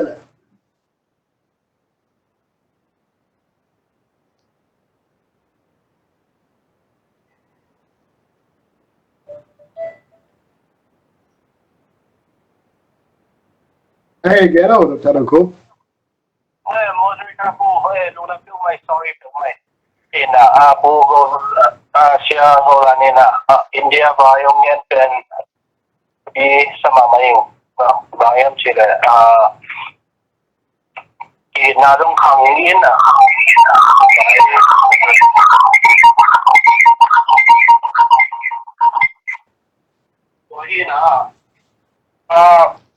azang way bibehin in tong yan daw daw nila ulong sa awin in katong yan daw sa kay mamalaya in USDP to kita kay muna hi Rohingya vai main penamaw hi Buddhist extreme to ang import yan area finally ina ay dong to atin pen Rohingya vai yung pen siyang ina content dong siyang pen lom ke chi to dong USDP dong de po kada popular na dong kiam chinam moy to siyang ina tura soy ma te to dong kiken chen dong bang chilia ane ando ginang nai so ni so hina iyan saran ma ina military to yung akipoto to hin ipi muna pa yung may pangate kitin pen aksa ina lamening ay dong ina ting nga suya lian iya siyang ina amaw yung pagsating ma dong NLD dong pandan siyang kata ina mo so hin sipo ilang to iya siyang ina to ni 2000 life pen i-call them pidon so GDP pen 13.7 inakain 2010 na pen 9.6 ina 2018 na pen 6.2 in NLD so yung katyang pen GDP pinakiam so yung dani in ako mina kailan kay itel na dana do so pen auchi lampen usapi zo in GDP chidan le hi macro awam pi aka to ring pen usapi polo kete na bang ina hinyo yung luen misiena miso ma kai pa ma กิมูปีนาจงเกจงขัดยันกิเอลิงนะมีขัดยันตัวบางยามจีเลยไทยเลเวลเจียงอินาเมดิคอลล้ำสังขัดกระดูขัดปีจิงขัดอินอีจอนนี่นะฮะจังนี้จีดานินตัวส่วนบางจีดอนยี่ยมเจียเกจตัวเดียวตัวบวยเกียงอินนะเอาจีกันบางทีเดียวโคตรหัวอินะเบสิกเฮลท์แคร์อันนั้นเองตัวบวยโดยอินจีดานินkita nak bangina tura tak chin pine patet tang iet le siang ina hi eno de suya apeni asian tulong ki pola mau zo ana hi de da bo khat bel khang to in khat to da pi khat da so hin to ke chin pine suya zo pine de tai dam te to bang lo hin to lam pen patet da ki pan le bai khat pe website pen transparency sa bil beling to zo et ta ni na ngai so ning to in atok da pi khat bang le budget ku to ba ing ai zong to ma ken chi ai zong ku mo ke ta kilo ta ye wa na what say zo ko in to pen chu pi to na mau green chi a thui thui gu pi loi pyong thok pan gui ti na nga to pa lien pi zong ye nin USDP ulai ten aman 4.6 in energy ten ulai na 2% ของที่เสียชิ้นเสกทีนี้a thui thui gui loi pyongถ้าฟังว่าเป็นจากว่าบางมีคดีนะตัวสองของงานดีที่เลยชิ้นปีนี้อีน่ะเป็นนี่เลยตัวสองงูเลยตัวกัวเลยจะบุกเลยสอนเลยครับมีคดีเมื่อ2018 2019ปัจจุบันที่งานอินชิ้นปีนี้ปัจจุบัน90%ว่าเป็นฮิปันไอเวมอตัวอินทำจงเป็นสเตจงเป็นอีน่ะตัวจงหินเจ้าVice President jong budget lampan jong age lahi na to jong in de to kita ada dia suya kina jong jong pen state chi le to jong hu na jong hu so ken te to ina igen no mata pina bang yam chi le NLD in to ra na usem zo in na foreign investment ko zo ring ra bai to hak san na ai jong investment ma jong bang chi dia si ka ta pi to win na mi la met bang lo ina ring ra vai hong popular ma izong pen invest da por khat western lamte bang athada ke liang hi tiranin do su hi ama hi economic policy pen European lam starong European in America da na capitalist lamong ita allo tiranin to lam sang kina to lam sang hi kita mu thei mel ding hak ta pianin na una lam sang rongผมทำจะใช้จีดันเปลี่ยนเองนะไปเช้าคุณแล้วเลยว่าอีนี่เปลี่ยนตั้มมามีเอาแต่ไปกินว่าจีดันเราไปไอ้ตรงเอเชียนดราก้อนเจ้าของไอ้ตรงนี้นะอาเซียนคำตัวคำเทียนยังนี่นะauthoritarian คุดตัวมาแต่มาว้าวเนี่ยนะตัวจงซุยมาin job creation ไม่แต่น่าเสียดิ้งของเนี่ยตัวด้านน่ะพวกพิงกี้จวนนี่จีดานะที่น่ะที่จะซุยได้มาจงatau na tampi om siang ni na zo to in zo pang chiria ki lontan na le ki komu ji ma zo tampi ki lam nang sa tirani na do su ina ana long pe asian na speed again na pe pangyang chile or ma David Cup ni pe 5%ของe ji ai mo in several la 100% ba bang ji in na several tam ke inเป็นอาคงเป็นลีลักปัญญาขัดกินเป็นอาคงในปัจจุบันนี้เป็นตัวละมาที่เราเชื่อมาหลายมาเองมาขัดเป็นแบบ transaction แล้วมาจงหักษามาชีดานี่นะชีบวยลำตัวที่ใส่เป็นเอาชีตาตาแต่หูอินตัวเอาไม่นะจงกำจงของหูด่าชัวกินตัว NLD กุศลด้านนี้ตัวที่จะ2020 election นี่นะบางชีดิงยันชีโตที่ใส่กินNLD อินเป็นAmbil tolong doa pen about som ambil tolong doa pen som ni le ni about cemai lang mata ti ja kai no abang mo to ra ni na to le zani le som ni le li laki na mau za le som kum le ma alang pen won tu ba ong le som ni le ni ba ri na amil ta to ki chang ina pitu lo do le pen mau som kum le li ba riตัวนี้นะน้ำนี่กินอุ้มเทียนะไงสุนีอันน่ะชิ้นสเตจีดันเตปอดานายเกลปอกัดเซนเอเนอร์ดีด้านะ मेरा पार्टी तो की पोल के लिए ना किसी अंदर के ही ôngตัวละมาองมูเลยเป็น NLD เป็นองค์ทหารหลายเวลสุขาอินันลำนิ่งอันเกลมอตุมีเตองปากตะโลองคนโลดโดยนะมาครับตัวที่ปอโซที่ละมาอักขิมูเลยตัวที่เจนักสิบวันลงเดียร์นะหอยสักโลตักสามโลไอเจ้าจีหนึ่งเต็งโตอหีเลยตัวเป็นตัวมุงเกียมดีงี้นะไอ้ลงทำเรื่องเกียมคนโลดีงี้นะไงส่วนนี้ตัวเด่นหมดตัวนั้น NLD มุนเป็นไปลงทหารหลายเวลที่นั่นเองที่เสียเป็นบางจีดินมุนลีดิ้งยามจีง่ายสุดแล้วเชียงที่นั่น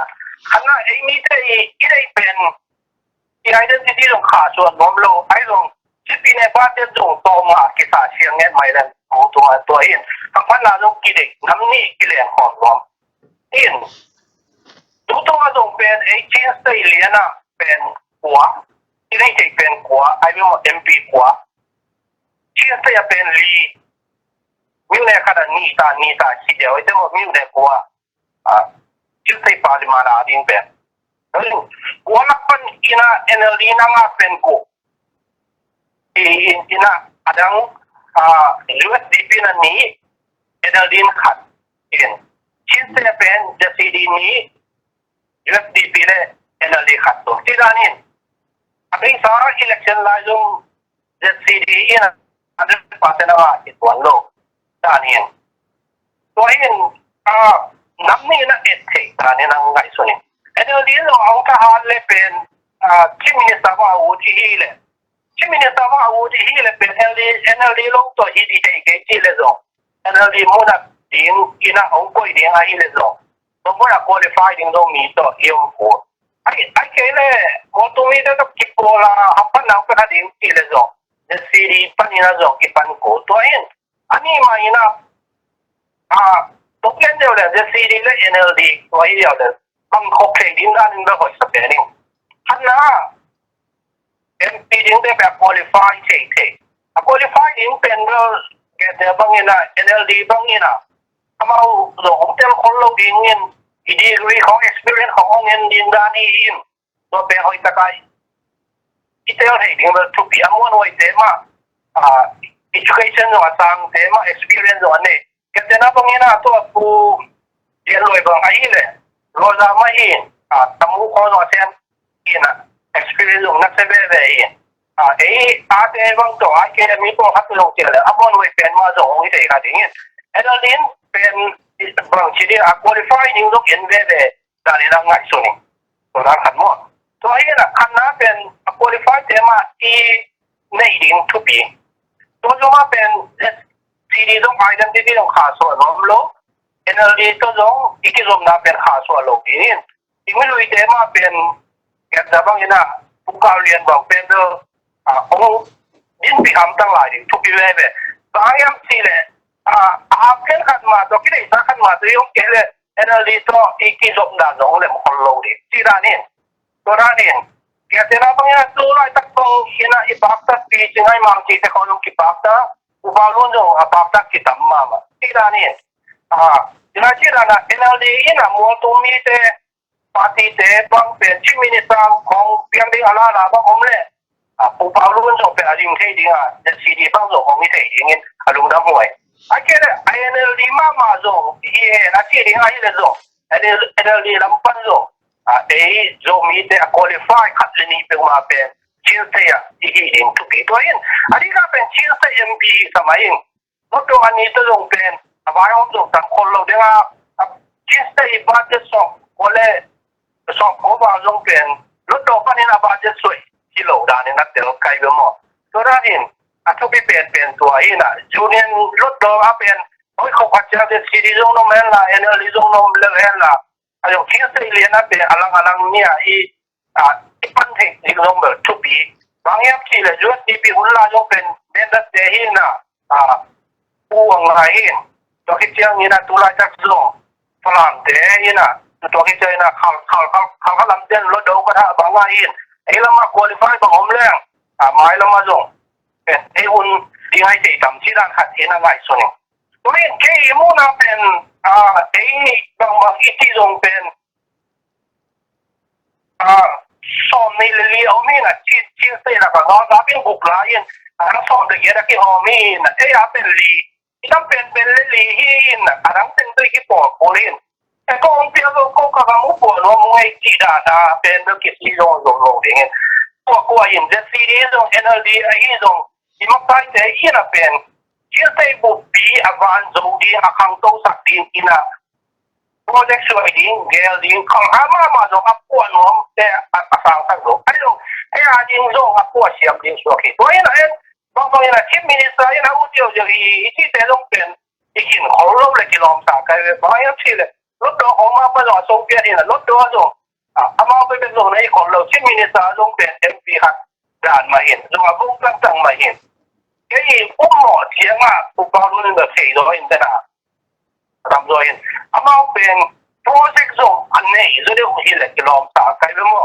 ba den ga i ti ten zo e project nei lo ina en bang ma ka te di mom lo ina a dia de ka pen development a ding ina I khat to na ding ina sai zo ngi man ina chi na to ba de tamong ki pia hin sai dang te zo onga za tam ma kha ding ai be mo yo ke li ina tu lai ta pen ba de pen ja ku mong to te le pen ba le lei bang ki kha chi le no ki ki an lo ding so kai mo tu som leเป็นนี่เลยตัวสองมุกอ่ะแต่อุชินเป็นนักที่ขายบางที่ขายมาไหมตัวต้องเอาเปลี่ยนไม้ลงไปให้ลงเป็นโอเคทีนไอ้ลงตัวดิ้งมาเป็นเมาอีหลอกเจอินะอัพโปรเจกต์ตัวตัวเจอีโมน่ะเส้นมูลำฮีเนี่ยอินดัสเทรียลโปรเจกต์ของฮันนี่อินตัวเดโปรเจกต์ลงเนี่ยลงที่โปรโพสต์ลงให้ขมายต่ำจีรานี่ที่โปรโพสต์แล้วลงลาทุจงในโลเลยมีรังตัวจงที่ปอหินเทของโลดีจ้าเอาเลยของโลเองไม่ได้ว่าที่ปอหินนั่นเองเป็นอามาจงอามาอีเซตอินเทรสต์แต่ผมดีนี่เดี๋ยวเดี๋ยวเป็นชิงสติแต่ที่ต้นจากลำเตียบเช่นน่ะเป็นปังยับเฉลี่ยไอ้หมูน่ะมันใกล้ลำจงมาโลไอ้จงนี่เบสมันแต่อีกสักนิดสุดด้านอีน่ะที่หอมที่แล้วเป็นที่ลำแล้วตั้งเป็นโต๊ะไว้ลำเด็กที่หำพัดสุดที่แล้วหำพัดนั่นเองด้านนี้ละคนอยู่ที่นี่เราเกี่ยงเช่นนั้นเซ็นทรัลเป็นเลยด้านนั้นเกี่ยงรู้จักขังขามาลงเล่มจ่อขังขาบังเป็นอะไร organization จิไหมนะเขาพิจารณาเป็น 40% ของอีกไอ้เป็น 14% ของไปเกี่ยวมันไม่ได้ตัวเขาพิจารณานะก่อนที่จะปวดหันนมอินนะเซ็นทรัลจะเป็นจงปวดเองนะตัวรุ่งที่มาจงเขาเลยปวดขันเลยจะตัวปวดขันมิ้วโดยนะตัวจงว่าปัจเจเวนตัวเป็นมาจงคนผิวดีดีมุนจงเป็นเขาลำพันองค์เลยจงเล่มมาถ้าดิ้งได้น้ำมูกไปหมดเอ็นเอลดีเต็มตัวตรงจุยบางในยามจะโปรเจกต์ในหลายคนผิวดีลำตีเลยไอ้แต่ดิ้งลำเป็นจงละอีกคนผิวจงนั่นเจ้าละต่อไปลำตัวที่ละน้องเล่มขินโลตัวที่เจ้านี่นะอะไรแล้วบางเป็นอยู่ร้อยเป็นสุ่มขินข้าใจที่เจ้าละมิวเนี่ยคิดว่าเจ้านี่นะมิวเนี่ยนี่มาคิดว่าเจ้านะข้าใจใจเท่ากันตัวเองพลังเล่แต่ดิมเล่ต้นจางเป็นพลังข้าใจอีนนะแต่ดิมเล่ต้นจางเป็นอีน่ะแต่ดิมข้าใจตรงนี้แหละพลังเป็นก็มาอีดิ่งนะมามิวเนี่ยตรงอีเดียมาข้าใจอีดิ่งที่จะมาเปลี่ยนที่ยังจีดังโอเคไงสุดนะมิวเนี่ยข้าเป็นข้าใจจีอมเทมจีดานินอาวุธเป็นฮักสดิ่งดิมุนขันสุกินมิวเนี่ยขัดบังที่เบลล์เปลี่ยนตัวคนนี้นะองเล่มกิจดำจีรานินหลายขัดเป็นเป็นเรียนรวยที่สาธารณยุติปีหุ่นละจงเป็นเป็นรถเดือดกระทาของบางทีนะอะไรบางว่าดูโลดาสวกินเนี่ยเป็นบางกิจสามียามช่วยสักยังไงส่วนนี้ตัวกิจเจ้าต่างใจสักอินะอีโปรเจกต์มาในอินะตัวเชียงอินะมีปีตั้มปีมามีอาดิงมาจงเสียมีนะอาดิงมาจงเสียอินะอีเกลเป็นตัวน่ะเป็นกี่เล่มโซโล่ดิ่งบางอย่างที่เรียกเป็นตอนที่ทุกป่าเส้นของไปเป็นหมดกิจการนั่นเล่มหนึ่งชิ้นเสียอาดังเป็นตัวที่ปอกกูเล่มจีรานี่ตัวหินะตรงนี้แหล่งเป็น energy bill ท่าเป็นเวลาที่ตัวจะท่าเกี่ยวเพียวจงไอ้จงท่าเป็นเวลาดิ่งไอ้จงเจ็ดซีดีจงเป็น identity อาดิ่งจงได้ยินตัวดิ่งมาจงเล่นก็เป็นนะไอ้จงขันหน้าเป็น qualify เต็มมา fit เต็มมาเราตั้งจง energy อาจงชิ้นเสียเอามาเห็นไอ้จงqualify มาเตะมา energy ปัญจงงมเห็นละเจ็ดซีดีมาจง qualify เตะงมเห็นละตัวนี้เอวุ่นดิ่งจงมีเสียหาดิ่งไอ้จง abe sahun ga na ZBC ulai dan ina timai la khal kha khat dim khat thla khat hil hilo yam chia ai ten chum ai ke le dim le khal kha kong ka la hi ina thla te a thu zo ina puk ting chi dan lu chi mi nei lai le pen ong lem non lo di ba yam chi le chi sei bu ba to pai lam te ong tha ta ama zo khang do no khang do ta to ina chi sei bu ba ding ge la bi ching ta ba ge al te ina ong lem ding ina e a zong pe koi takina project ini kele khat to na ding ini kele ong le blow game chi to ke mo na dan teng hi bia go heno tung da mai le moderator pu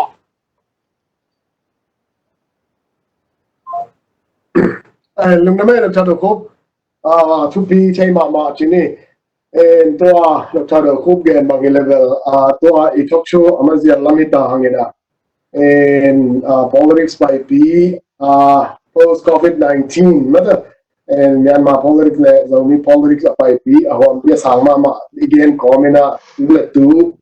kum sunga ito khangding Dr. Dokubena dien na sunga the CD pala hi zongin aminin go lo pa le CD pala zo NLD pala hi zongin and ipan hale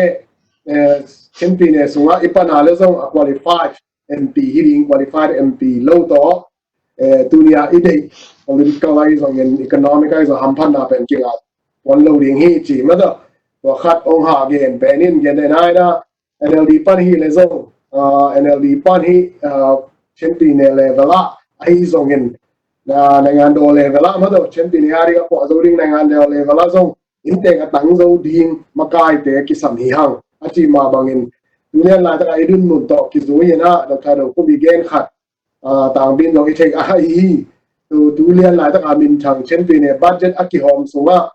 en khalam budget tam zaren ke phalam tam zaren ke iji pen amao I makai te amao tang mi te ai ke le amao kianga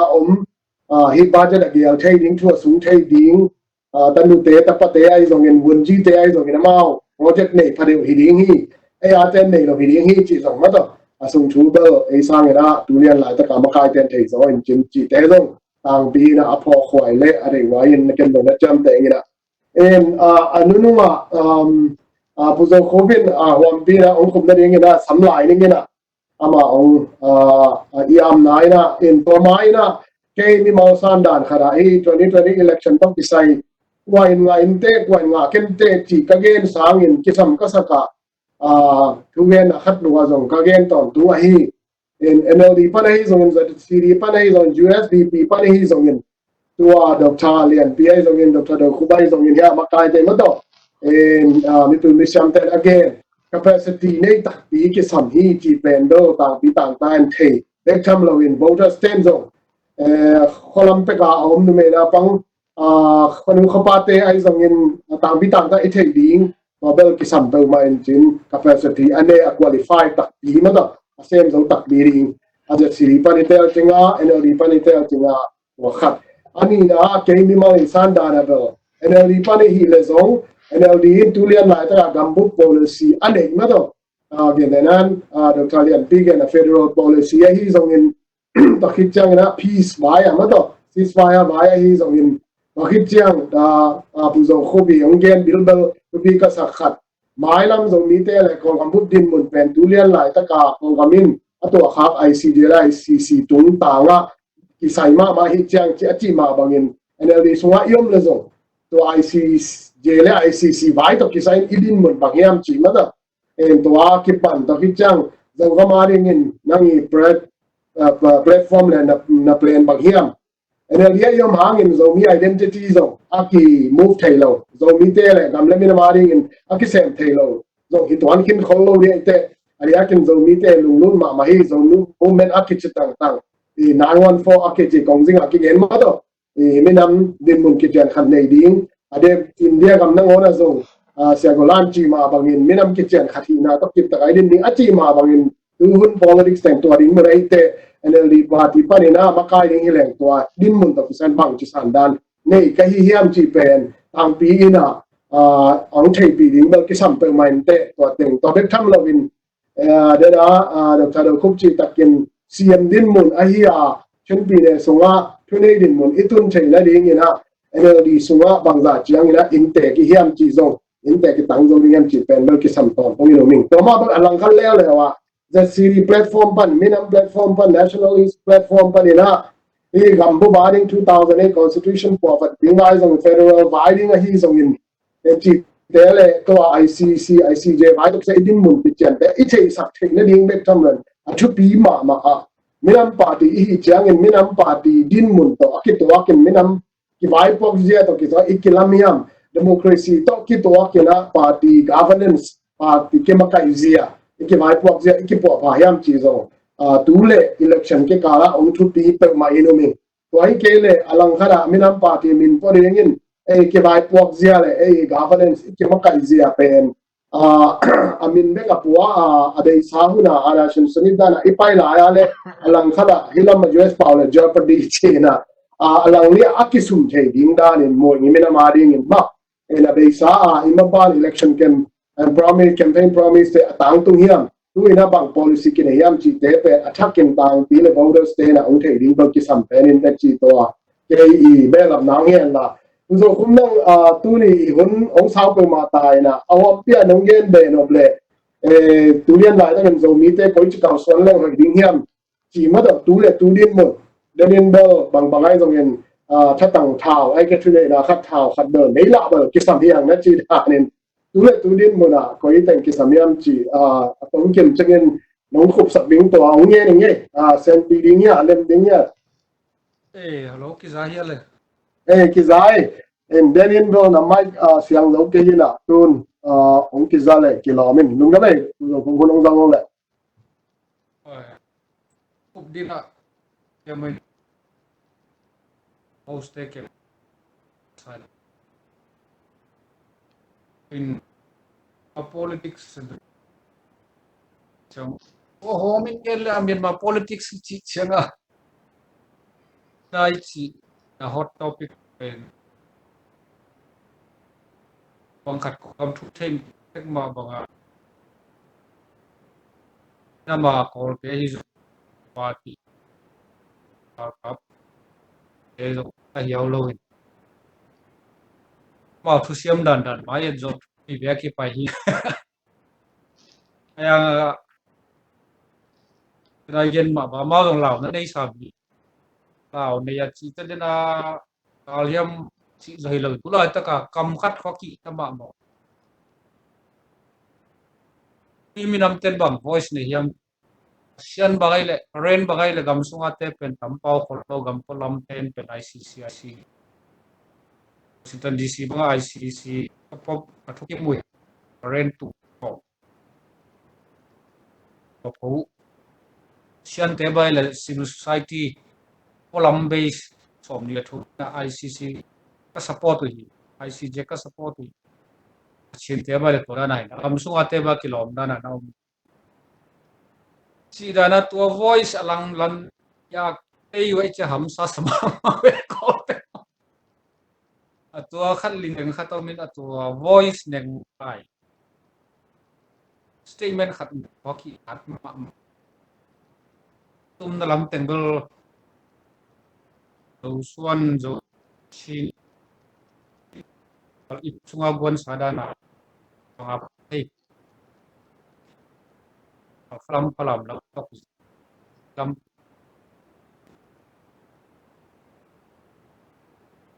đi về rồi còn pi lệ điểm bạc ở đây bằng vào oswak sắc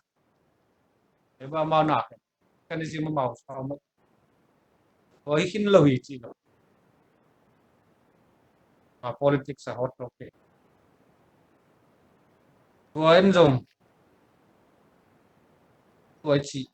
ICC sai banget COVID aku COVID hit sambal po ICJ ma to ki sai na sente mon ke muang win NLD ten jong sente to ki jong bang follow na pina ya sa atopa building pipen kal kaptel building lam na sunga mau batu office bat tang ke follow em itu na khak teng to bang tom na cha sente tu pa akinga ko bebeตัวบางกรมกันแล้วก็โควิดงอไม่เชียงอะไรเสร็จแต่บัวคนเอาบัวขดลายตะกุย không chỉ bol ke tôi chẳng xe nín call gom gum chỉ thật aman rồi thua này hita level là dòng phải thôi có nếu đi đến gal captain rồi là dòng xem sắp nhưng mà làm số đâu nằm ena làm phân na sok tua tung ton beka budget ngay na pai yung mina budget gen khép rồi development su bằng almostตัวเต็งเข้มเป็นตุนกอลกำคิดพวกด้านน่ะยูเนียนเต้นน่ะเป็นบัดเจ็ตคอมมิชชั่นมีน่ะเท่าสู้บัดเจ็ตพอสิมันเก่งเนี่ยวันดามุยฟังบัดเจ็ตจะสุดพอเป็นตัวเต้นเกลีน่ะเต้นเสียงเต้นหุ่นบังไอเล็กเกลินชินสเตเต้นตัวละที่ห่างตัวละอัพเขลาอู education น่ะตัวละทางตัวละห้องดีจะตัวละตุกุนตัวละหิบัดเจ็ตตัวเนี่ยAmpi tu azazi kat bola ka kat ya bang si tengah panen tampi kim ena ahiu bola ka since ta education na bang to tenggom che to teng since budget si yo sa su chin ka chiang constitution na belhi puan jong ne aya nga adi mu si zo dewa lian loi ke jong sin CFT jong State and Division Chief Minister Teng Sam Khomin amao thu sun jong ai sut sake in gen te na dia high school tu kum ang penong ei budgetin ang pe sagi beki the ta chi state ta cabinet pen na budget to sagi ai le sagi tua teng koi teng a holi hiam achi chianga to cabinet le to teng to tengah hi le ade di tua teng kok chiang bo Chin state politician chi thong pen township le sim navy ai changa pa lama na kai tua teng total ball chiang bo tu muna tamai chi ka te bai na la i wala inga be the na ding lampi bangom ya ma chi State capital dang te dan tong ji mi china pa an te dan ina ko zong state capital dan khat le ani na ko un ana chi chianga union budget pana athulu zon siam jeng ki sam atua dinga project pen MP te chi belama paulun bangai le sumbor sisian thang bangai le lawyer si dan amao kiwak na te ka thi ki tua pen Amy sunga engineer te architect te civil engineer ten bangai le town development chi thong amal ma forum ki nei din to te hi dan hoi chingom din agriculture scientist te ai le to PP forum intellectual forum to beka hilo ama pinga ya saya tek dingin to teng ki kum pom di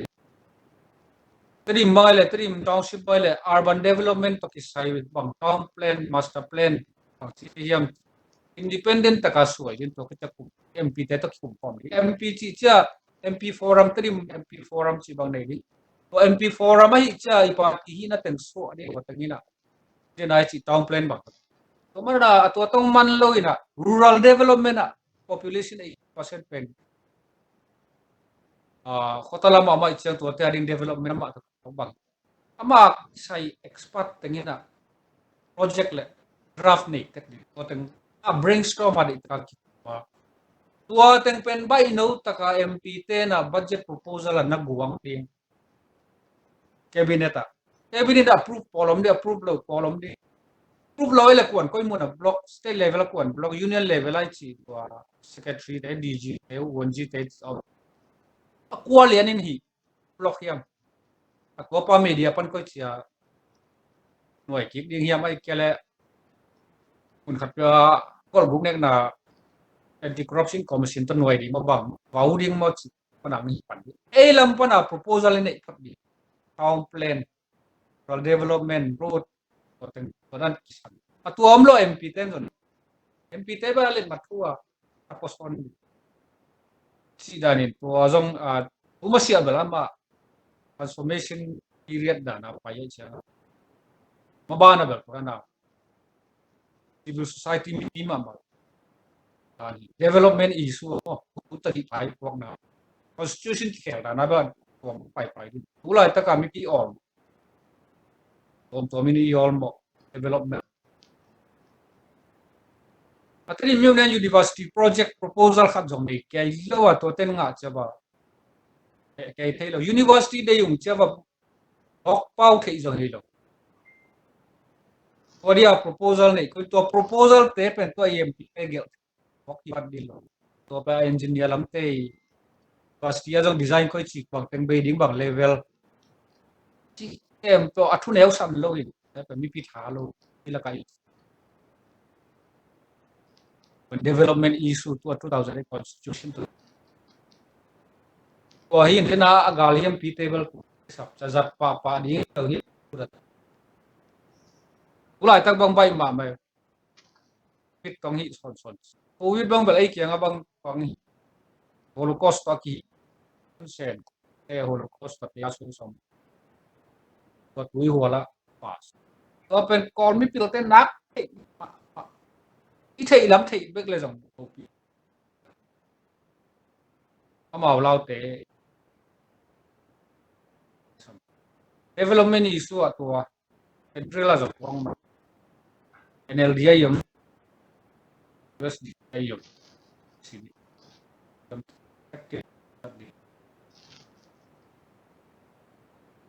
si i mu na dan hi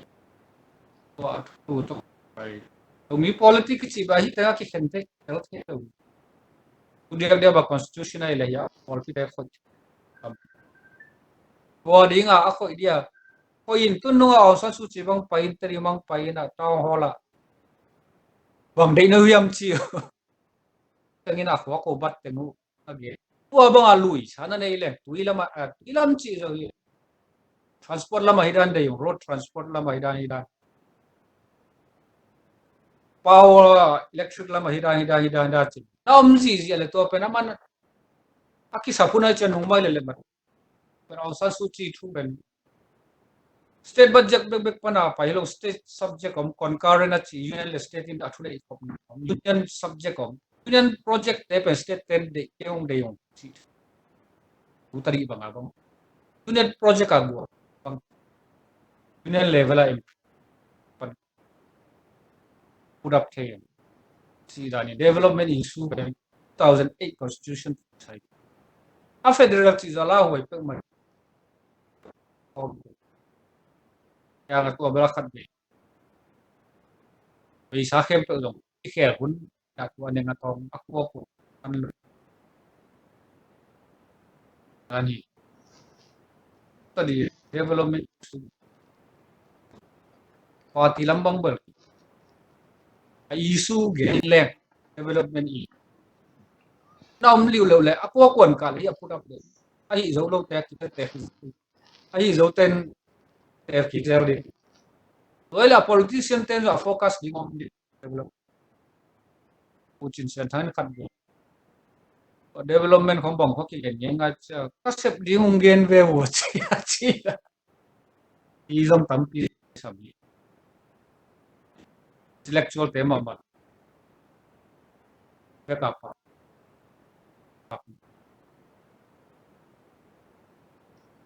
i lampan kami le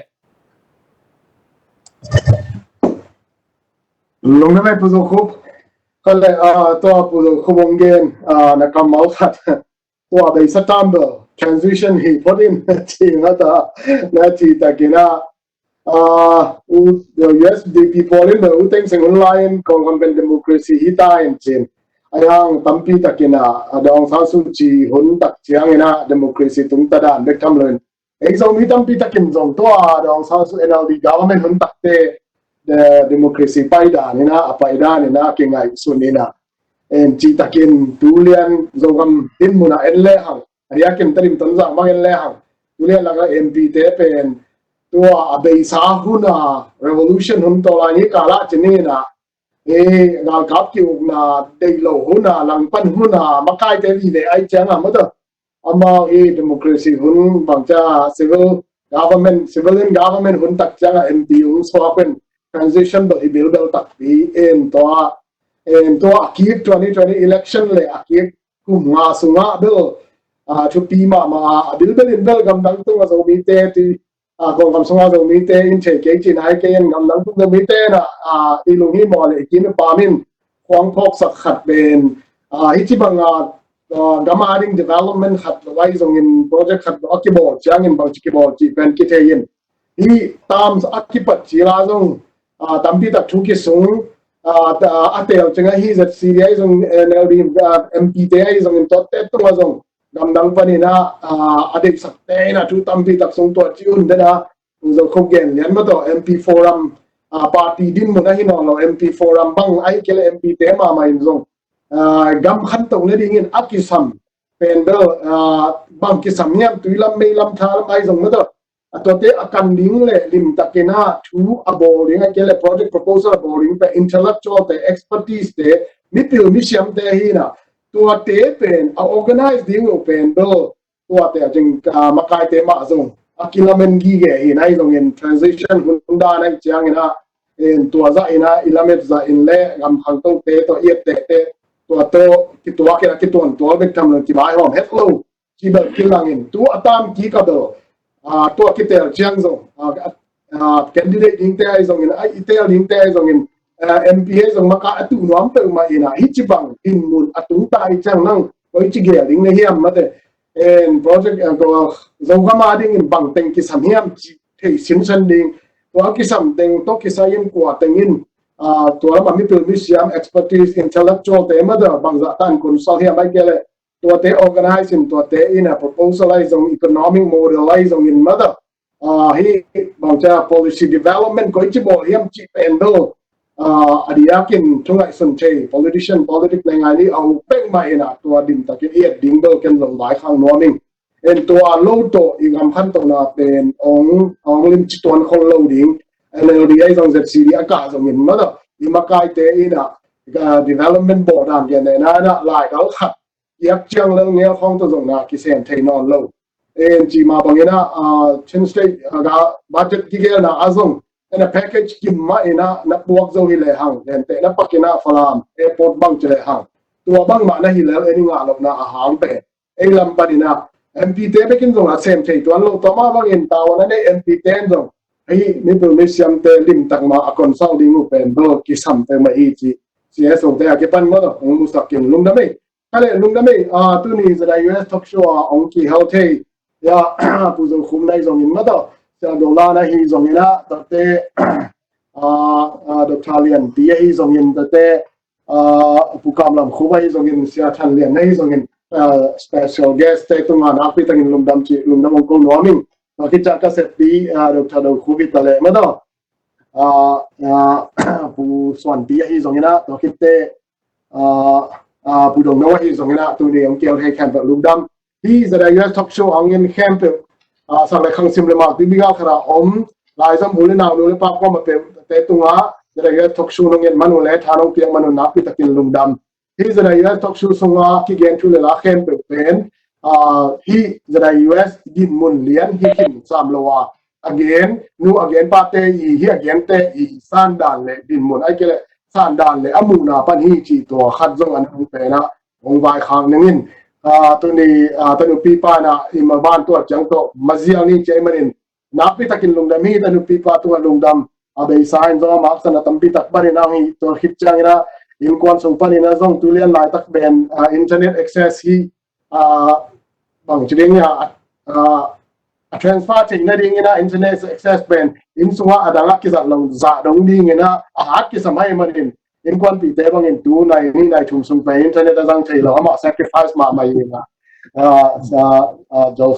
Joseph Lian boy Innkuan pi te thuma song lum dam chi anung pen lum dam ong ko ni kwa ma pe US gama om te na mang pha chi ni na ko gam Asia gama om te aring in sun pha hun nom na ngun kom nong ta pasian in hi pu na pa ni nong da le na ong kem ta hen lum dam ei na le pi na